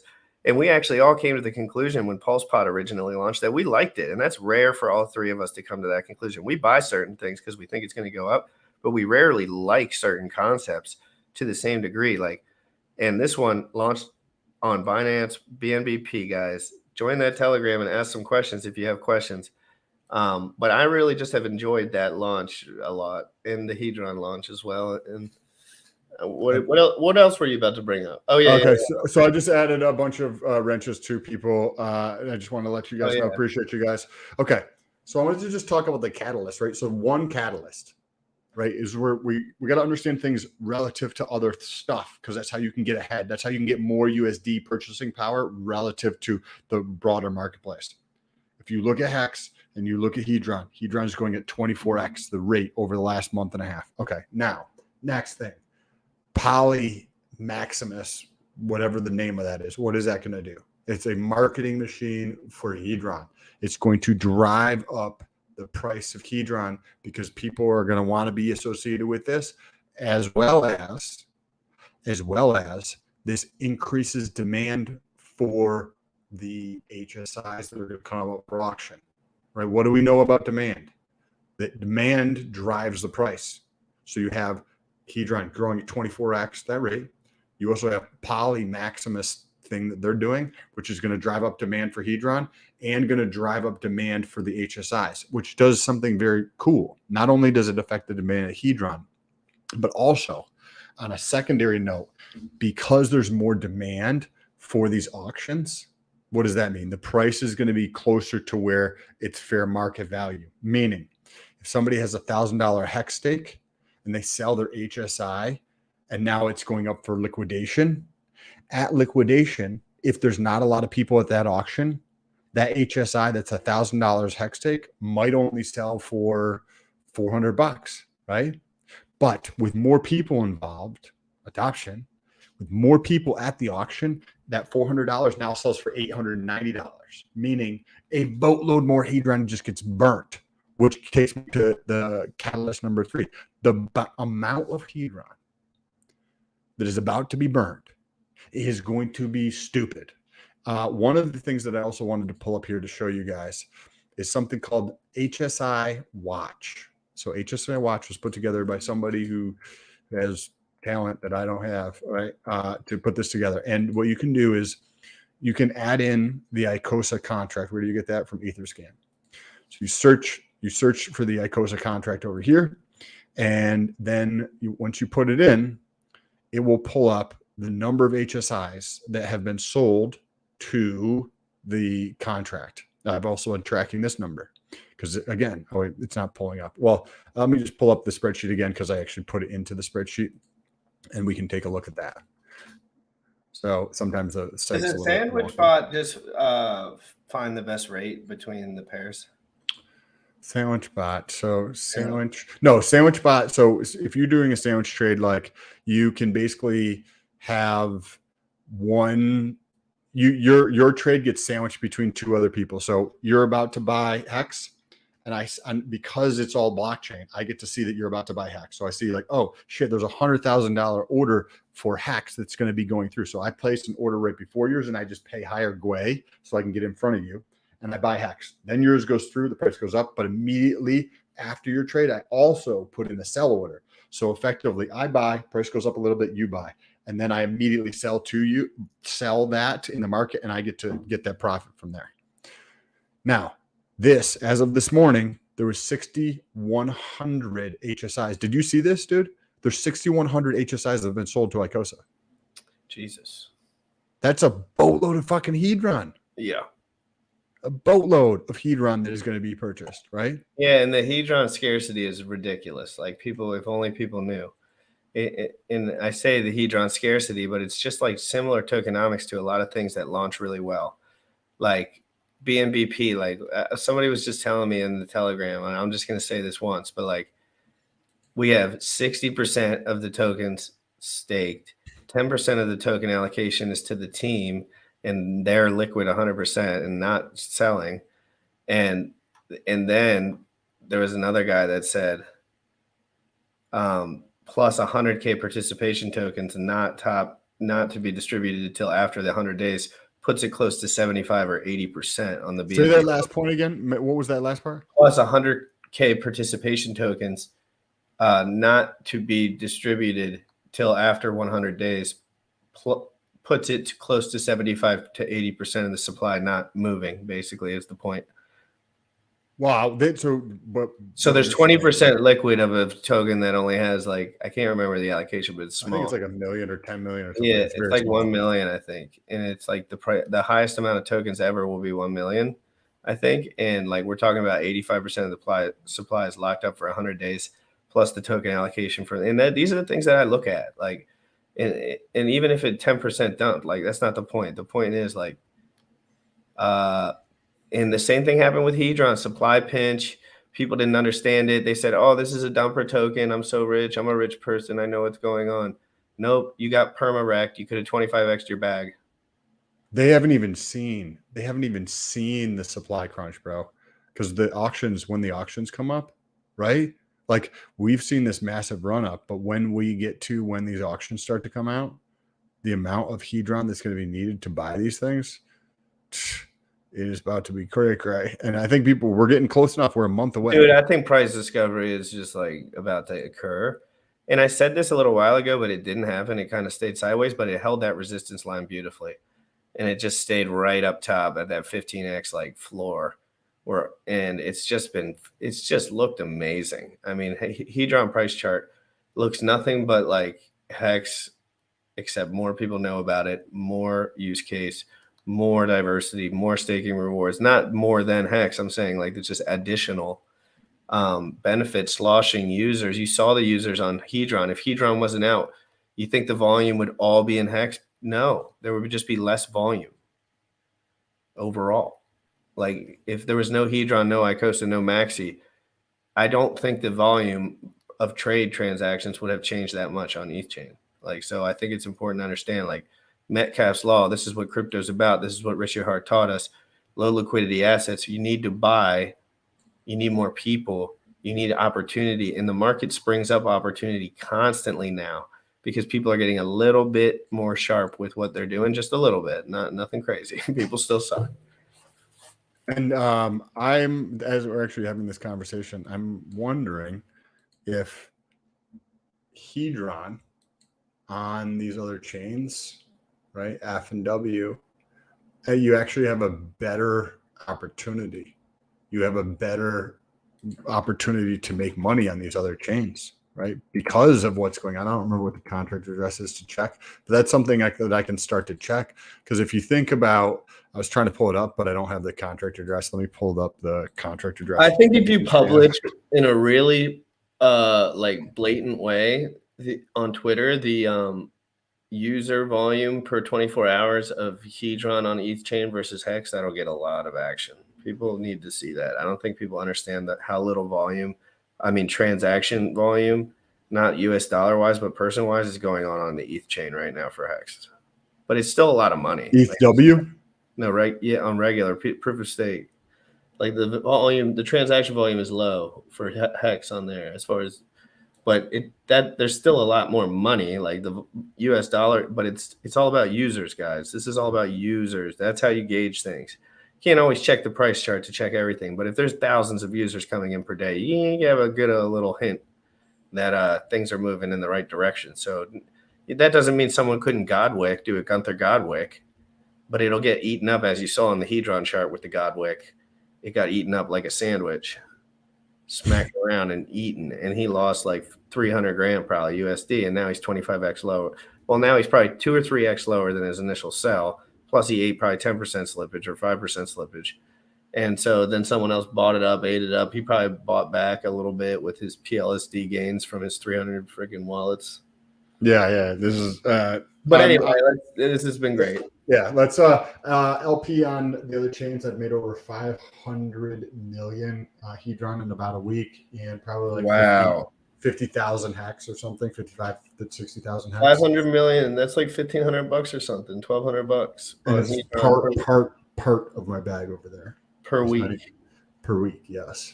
Right? Yes, exactly, guys. That's why you should be watching Crypto in the Morning every single day. You should be tuned into Sam Stoll every single day. You should be tuned into me every single day.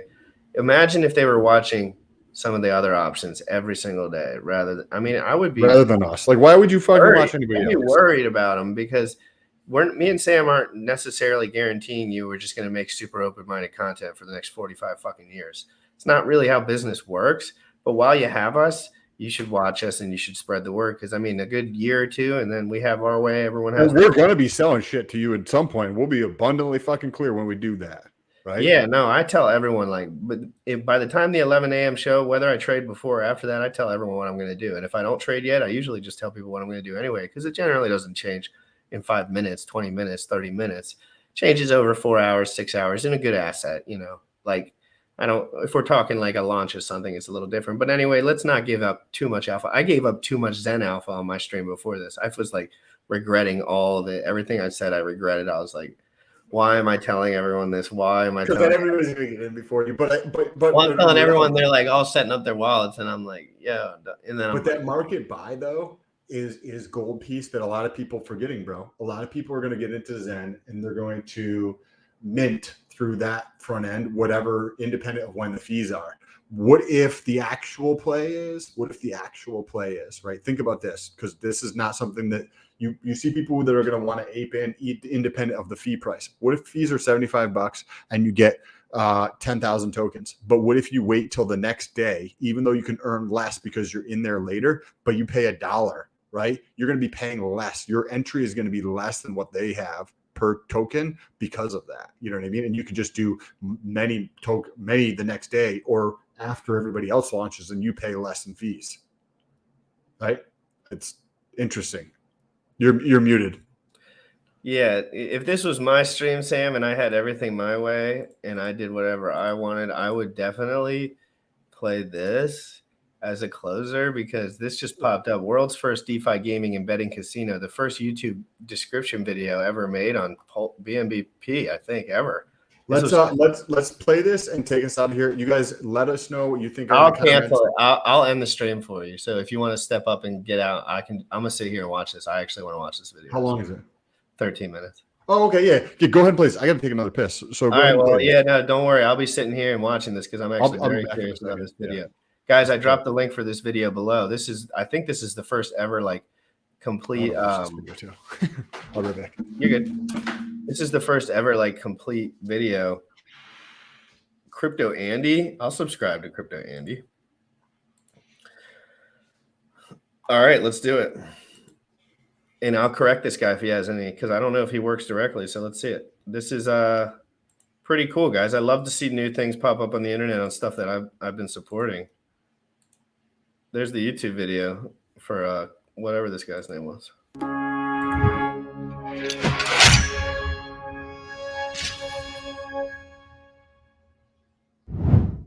Disclaimer: the information in this video is not financial advice. I am not a financial advisor. Welcome back to the Crypto Andy channel, everyone. Today, we're going to be doing a brand new project that just released a day or two ago, but don't worry, we are not late. The participation phase has only just started. Before I get into what today's exciting video is about, I just want to say thank you to 7.36 thousand subscribers. We've been growing astronomically after we hit the 7K mark. It's like we literally flipped the switch and we started growing and growing and growing. Every single video this past week has done over 1,500 views nearly. And even the last stable fund video is already over 2,000 views. And it's only been out for 2 days. So thank you all so much for watching. As an appreciation to this, I'm going to be doing a $50 giveaway in this video. All you have to do is type in the word POT, pot, okay? Because we are going to be talking about BNB. You know, we don't do no affiliate shit on this channel, and we're giving out way like 100 times more money than that on our stream. So no links needed, and we're giving out more money. So we win. We should have more subs. Pot in today's video. Right before we get into that, everyone, please go ahead, subscribe to my channel, like this video, comment on this video, go follow my Twitter, and go join my Discord. So enough of the housekeeping and housework. Let's talk about BNB Pot. Now, if you are aware of the Pulse chain, there was something called the Pulse Pot before this, and it will actually be releasing on the Pulse chain later on. But for firstly, the first iteration is going to be on the BNB Smart Chain, or the Binance Smart Chain, on BNB Pot. And this is the website right here, BNB Pot. When was this video released? I think it was just released. Maybe Pot.io. Maybe I got it wrong. October 3rd? Yesterday. Okay. So recorded. Yeah. So if you guys want to check this video out, we can just play it there and stop it unless you want to. I mean, it's fine. Go ahead and play it, and we'll wrap up after this. Yeah, I'm curious. All right, cool. Right off the bat, you have an interface that there's going to be lots of games on here. Okay, so jackpot, roulette, fortune wheel, sports betting and sports calling, sports books, and price calls. Okay, so that's going to be fun as well. They also have their own swap, their own staking, and tokenomics that we're going to go through as well on here. So first, I'm going to go ahead and connect my MetaMask here for you just to show that I'm going to connect it. And we will talk about some of the FAQ. So what is BNB Pot? Well, BNB Pot is literally one of the world's first decentralized crypto casinos on the Binance Smart Chain. Now, we have covered a casino here before called Vegasino. This is way different than that, okay? This is using BNBP, which is their native token, which is always going to give a $30 betting value on the BNB Pot. So any type of game you play, you're always going to get a $30 value for one BNBP. Now, what's interesting about this is that right now we are in a participation phase, okay? So this is the games and participation phase right now. We have an 8-day countdown until the games are launched. So all these games you see here on the side will be launched. But right now you have 3 things that you can do. You can open up the BNB faucet. You can go ahead and swap your BNB for BNBP. The price is currently sitting at $14 worth of value. But like I said, if you play worth it on the games here, it's going to be worth $30. So every BNBP you get, it's actually going to be worth $30 on the website. So that's something to keep in mind. And you also have staking, which is something we're going to get into in a little bit later on this video. But again, what I want to do before we get too far in this video is kind of just explain what BNB Pot is, because I know it might have been a little bit confusing at the start here. So it's the world's first truly decentralized casino. BNB Pot is simply a Web3 application that visualizes the events and activities of smart contracts on blockchains. Why would they decentralize a casino like this? Guaranteed fairness in the games. All game code is transparent and on-chain, so you can see the odds that you're betting against. Guaranteed payouts, instant payouts directly to your wallet every time you win. No censorship, so anyone with a wallet and crypto can enter the game. Lowest fees and highest RTP in the industry. RTP is return to player, if you're not familiar with some casino lingo. And all profits are distributed in completely decentralized and automated manner to BNBP holders. So there's also a player versus player concept. You're not just going to be playing against the house. You're playing against other players, okay? So all games on BNB Pot is developed to be player versus player. We match players against each other in a secure and decentralized way. This means that BNB Pot simply provides a series of decentralized contracts that players can choose to interact with. You can never win value. You can never win value from BNB Pot. Profit sharing. All games on BNB Pot is associated with a fee of 1.5% to 3%. This fee is deducted from the winner, and these fees are automatically distributed to the holders of the BNBP token. Now, this is where it gets very, very exciting being a BNBP holder. Okay, let's go ahead and read some of the rules as well. Just kind of get accepted into the games here. Minimum value per any type of pot is $1 USD. Players' winnings chance is proportional to their value. So if you put in $10 and someone only puts in $1, you have 10 times the chance to win. A pot goes live once 2 unique players have joined. So you can't play against yourself. That wouldn't make any sense. But you can play against another player that is in that pot. Each pot has a countdown of 5 minutes. Unlimited number of players can join within that 5-minute window. unlimited amount of value can be entered in that. So if you put $1 in and the whole pot is worth $1 million, obviously you have a very slim chance, but you do have a chance of winning that. It's gambling, right? Each player can make an unlimited number of entries into the same pot. Only whitelisted tokens are accepted. So currently your whitelisted tokens are BNB or BNBP. The fee is deducted from the tokens entered with the largest collective value. All value that is earned into the pot will be distributed out in the contract within 5 minutes. Fees will be collected and held for distribution. Players can connect their wallet directly or execute a manual transaction. You could do it through the contract itself. Ensure total randomness. The winner is calculated with a value based on several unique, unpredictable factors.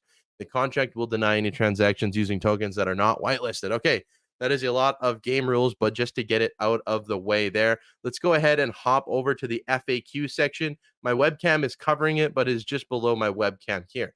So what is decentralized PvP? Player versus player. This means BNB Pot is not a house, okay, that you can play against. The series of contracts where players can compete against each other in a decentralized and trustless manner at a very competitive 3% fee. This removes counterparty risk and censorship. What tokens can be used? They're going to be whitelisting a series of BEP20 tokens that will have sufficient liquidity on PancakeSwap. We want to make sure that our users are able to swap their winnings for any token of their choice on PancakeSwap. There's a lot of FAQs here, so I recommend that you go through it if you want to really, really understand what BNB Pot does. What I want to talk about is how that $30 floor works. So the BNB Pot contract has a minimum value of $30 for BNBP, hard-coded into the contract. BNBP is the only token with a minimum value in the pot. All other tokens have their exact price, which line up every 5 minutes if the market goes up and down. What this means is even if you bought a BNBP worth $14, you put it on this website, it's going to be worth $30 in value, which and therefore you can, bet with it and then take your winnings with BNBP and outsource it somewhere else. Okay. So you're going to have to make a bet with it, even though you have a $30 limit here. But if you win or lose, then you can take some of those profits and put it into another coin. Okay. I would highly recommend, if you want to learn more about the project, to go through fully their FAQ. And we're going to have more videos on BNB Pot in the future because I think it's something fun in DeFi. I'm not endorsing gambling by any means, but a lot of the times these DeFi contracts and scenarios are very much a gamble anyways. So maybe we can have some fun with it and do some little tournaments on BNB Pot or whatever. But it'll be fun in the future. Now, what's interesting about it is if you don't want to do any gambling at all, this is where we're going to go next. This is the stake option. Okay. So we're going to go back to the FAQ and talk about staking our tokens here. So only staked BNBP tokens are qualified for airdrops and lottery participation. All stakes are 100 days long. When a stake has served its 100 days, it can. Hey, I didn't know that. I didn't know that about the staking. I didn't know that you get the incentive of all the airdrops. I forgot about that. So that's a good little one. You're muted. You have to be staked to get the airdrop. So when there's 75% of the fees are being sent out on a monthly basis, we'll get those in our wallet, and they're not staked according to Jacob. So that means I have stakes, and in 30 days I will get that, and it's going to be dope. I don't have to have any issues with that. Just coming on, ending my stake, with your Hedron and Icosa, that goes to that stake, and you can't pull that shit out. Well, with this, you just go straight to your wallet. Go ahead and finish playing this out, and then we can wrap things up. Be unstaked at 100% matured stake will stay staked and continue to earn rewards. Now, what's interesting about this is if you go to the tokenomics here, this is where your profit sharing gets very, very interesting. All decentralized games on BNB Pot take a small percentage fee from the winner. These fees are distributed to use BNB or BNBP from the market and distribute to our BNBP token holders. Fees are distributed as the following: 75% to a monthly airdrop, 20% to a daily buy and burn, and 5% to a weekly lottery. Only staked BNBP will be eligible for airdrops. So you're actually getting some rewards, airdrops from all of the games that are going on. BNBP will always have a minimum value of $30 inside the contracts. If the market price of BNB rises above $30, the price will follow up. If the price is above $30 in the market, the contracts will add 10% premium to the price. If the market price falls below 30, you can effectively buy it on the market and play with its increased value. Okay. Holding BNBP in your wallet reduces the fees you pay as a winner of the game. Fees can vary from 3% to 1.5%, depending on how many BNBP you have in your wallet. And now finally, token distribution, 1 million total token supply, 80% distributed to early sacrificers, okay, 10% reserved for participation phase, and 10% reserved for a team wallet. So what I'm going to do next is I have 17 BNBP tokens here. They're worth about $14-ish right now, which is about $220, $230, give or take on the market. I'm going to stake all of these for 17 days. Now, the reason I'm doing this is, first of all, the global stake is at 57%, which is absolutely insane. So over 50%, 7% of the tokens that have been given out globally are staked. Okay, that's really, really important. That means there's going to be 100 days that all of those tokens are locked up. Also, the games start in about 8 days. If I stake now, I'm going to be earning airdrop rewards for that first month of those games that are being played, just because I have money in the pot here. So I'm going to go ahead and stake for 100 days. Staking is live now. I am automatically entered to win this. Just got to make sure I am on the right network here. Looks like I was on Polygon. I want to stake it on the BSC mainnet. So I'm going to stake for 100 days. This is my 17 tokens here. After that, we should see my stake go up here and my stake percentage, how much I am of that global stake percentage. After that, we're also going to see staking success. So there we go. If we do a quick refresh, obviously, you know, $200 isn't going to give any really percent on the global overall percent because it's not really a lot. But you can see I have 17 BNBP staked. And the timer will start going up from here from 0 to 100 days. So that's what I'm going to be doing on BNB Pot now until all of the games are released in 8 days. I can tell you there's been a lot of people that are interested in this. If we go ahead and take a look at Dex Screener, we will put this address in and see what they are at currently. So as we can see, the price, they've already got $343,000 in liquidity with a $14 million market cap, and the games haven't even been launched yet. So there is a lot of people that are in for some gaming here on BNB Pot. When they started, they were only at around $5, so the price has already tripled in value. And after 100 days, I'm really hoping that that BNB Pot is going way above that $30. But that $30 is just that low cap that it has. So every BNBP you have is worth $30 on site. If you want to go ahead and try it out, you can pick one up for 14 bucks and basically. And I don't want to sound like a shill, but that's what I'm trying to tell people with the speculative nature of some of these things. When you have a price point and you have a circulating supply that's so low and you have so few people understanding it, and 75% of it is staked, it's like, I'm not trying to tell people what to do with their money. I never will. And I'm not a financial advisor. So you need to do your own research. This shit could go to zero at any moment. But you need to understand that that's just, I can't not say what I'm thinking, you know? Like, that's truthfully what I'm thinking, and that's why I'm a buyer, you know, like, for real. Like there's not that much shit to buy in a bear market, and the first decentralized casino ever launched on the chain that does pretty much the most volume is cool. I own it. I love it. I have it. Of play money, it, yeah. if that's what you want to do. Again, I'm not endorsing any type of gambling. If you do decide to buy some BNBP and want a cut of all the games that are going on, I will throw my referral link in the description down below. That has been it for today's video. I'm sorry if it was a little confusing. There was a lot of information to cover. Once the phase launches. That's good. He's just gonna show his stuff here, I think. That was good. That was a good 2 hours. I gotta do some other stuff. If you guys enjoy the show, we're gonna be back 11 a.m. tomorrow morning. Press the subscribe button. Share this with somebody else. Share this with your friends in crypto. We're just gonna spit it like it is. We're gonna say what's fucking actually going on. We're not telling you some other shit. What's actually taking place. So if you enjoy the authenticity, if you enjoy that messaging, then make sure you share this out with other people. Yeah, and I need you guys real quick to go over to the CITM Cast YouTube channel. We're live on Apple Podcasts. We're live on Spotify. We have to make the jump soon, guys. We have to make the jump soon, or because I just want to get organized, and we got to start making this a good venture. You know what I'm saying? So I'm dropping the link right now. I need you to go over to the YouTube channel. We stream the crypto in the morning every single day at this YouTube channel. We stream crypto in the morning, and most of the people primarily watch on my channel, but we're slowly sloshing some of those users so I want to do more like separate the two, and it's easier to market, and it's easier to get on Apple Music, and it's easier to do the KYC stuff. And it's easier if you have a team, if it's in like a centralized area to a degree.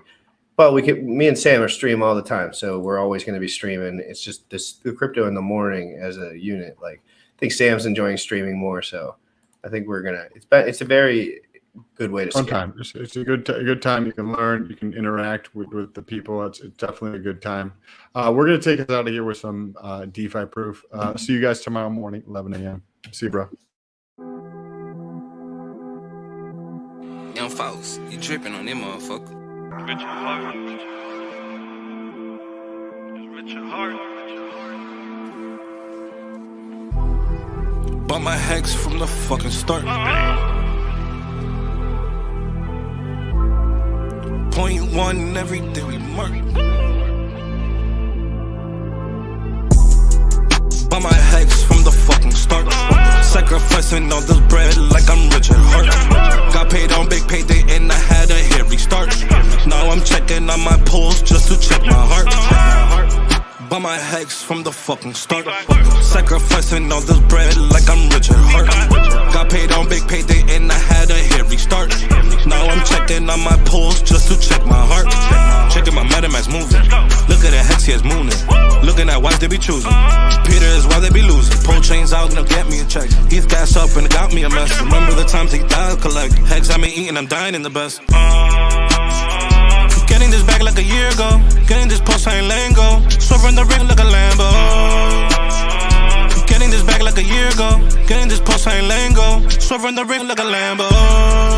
Bought my hex from the fucking start. Sacrificing all this bread like I'm rich at heart. Got paid on big payday and I had a hit restart.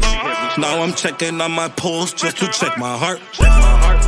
Bought my hex from the fucking start. Sacrificing all this bread like I'm rich at heart. Got paid on big payday and I had a hit restart. Now I'm checking on my pulse just to check my heart. Rich at heart. Rich at heart.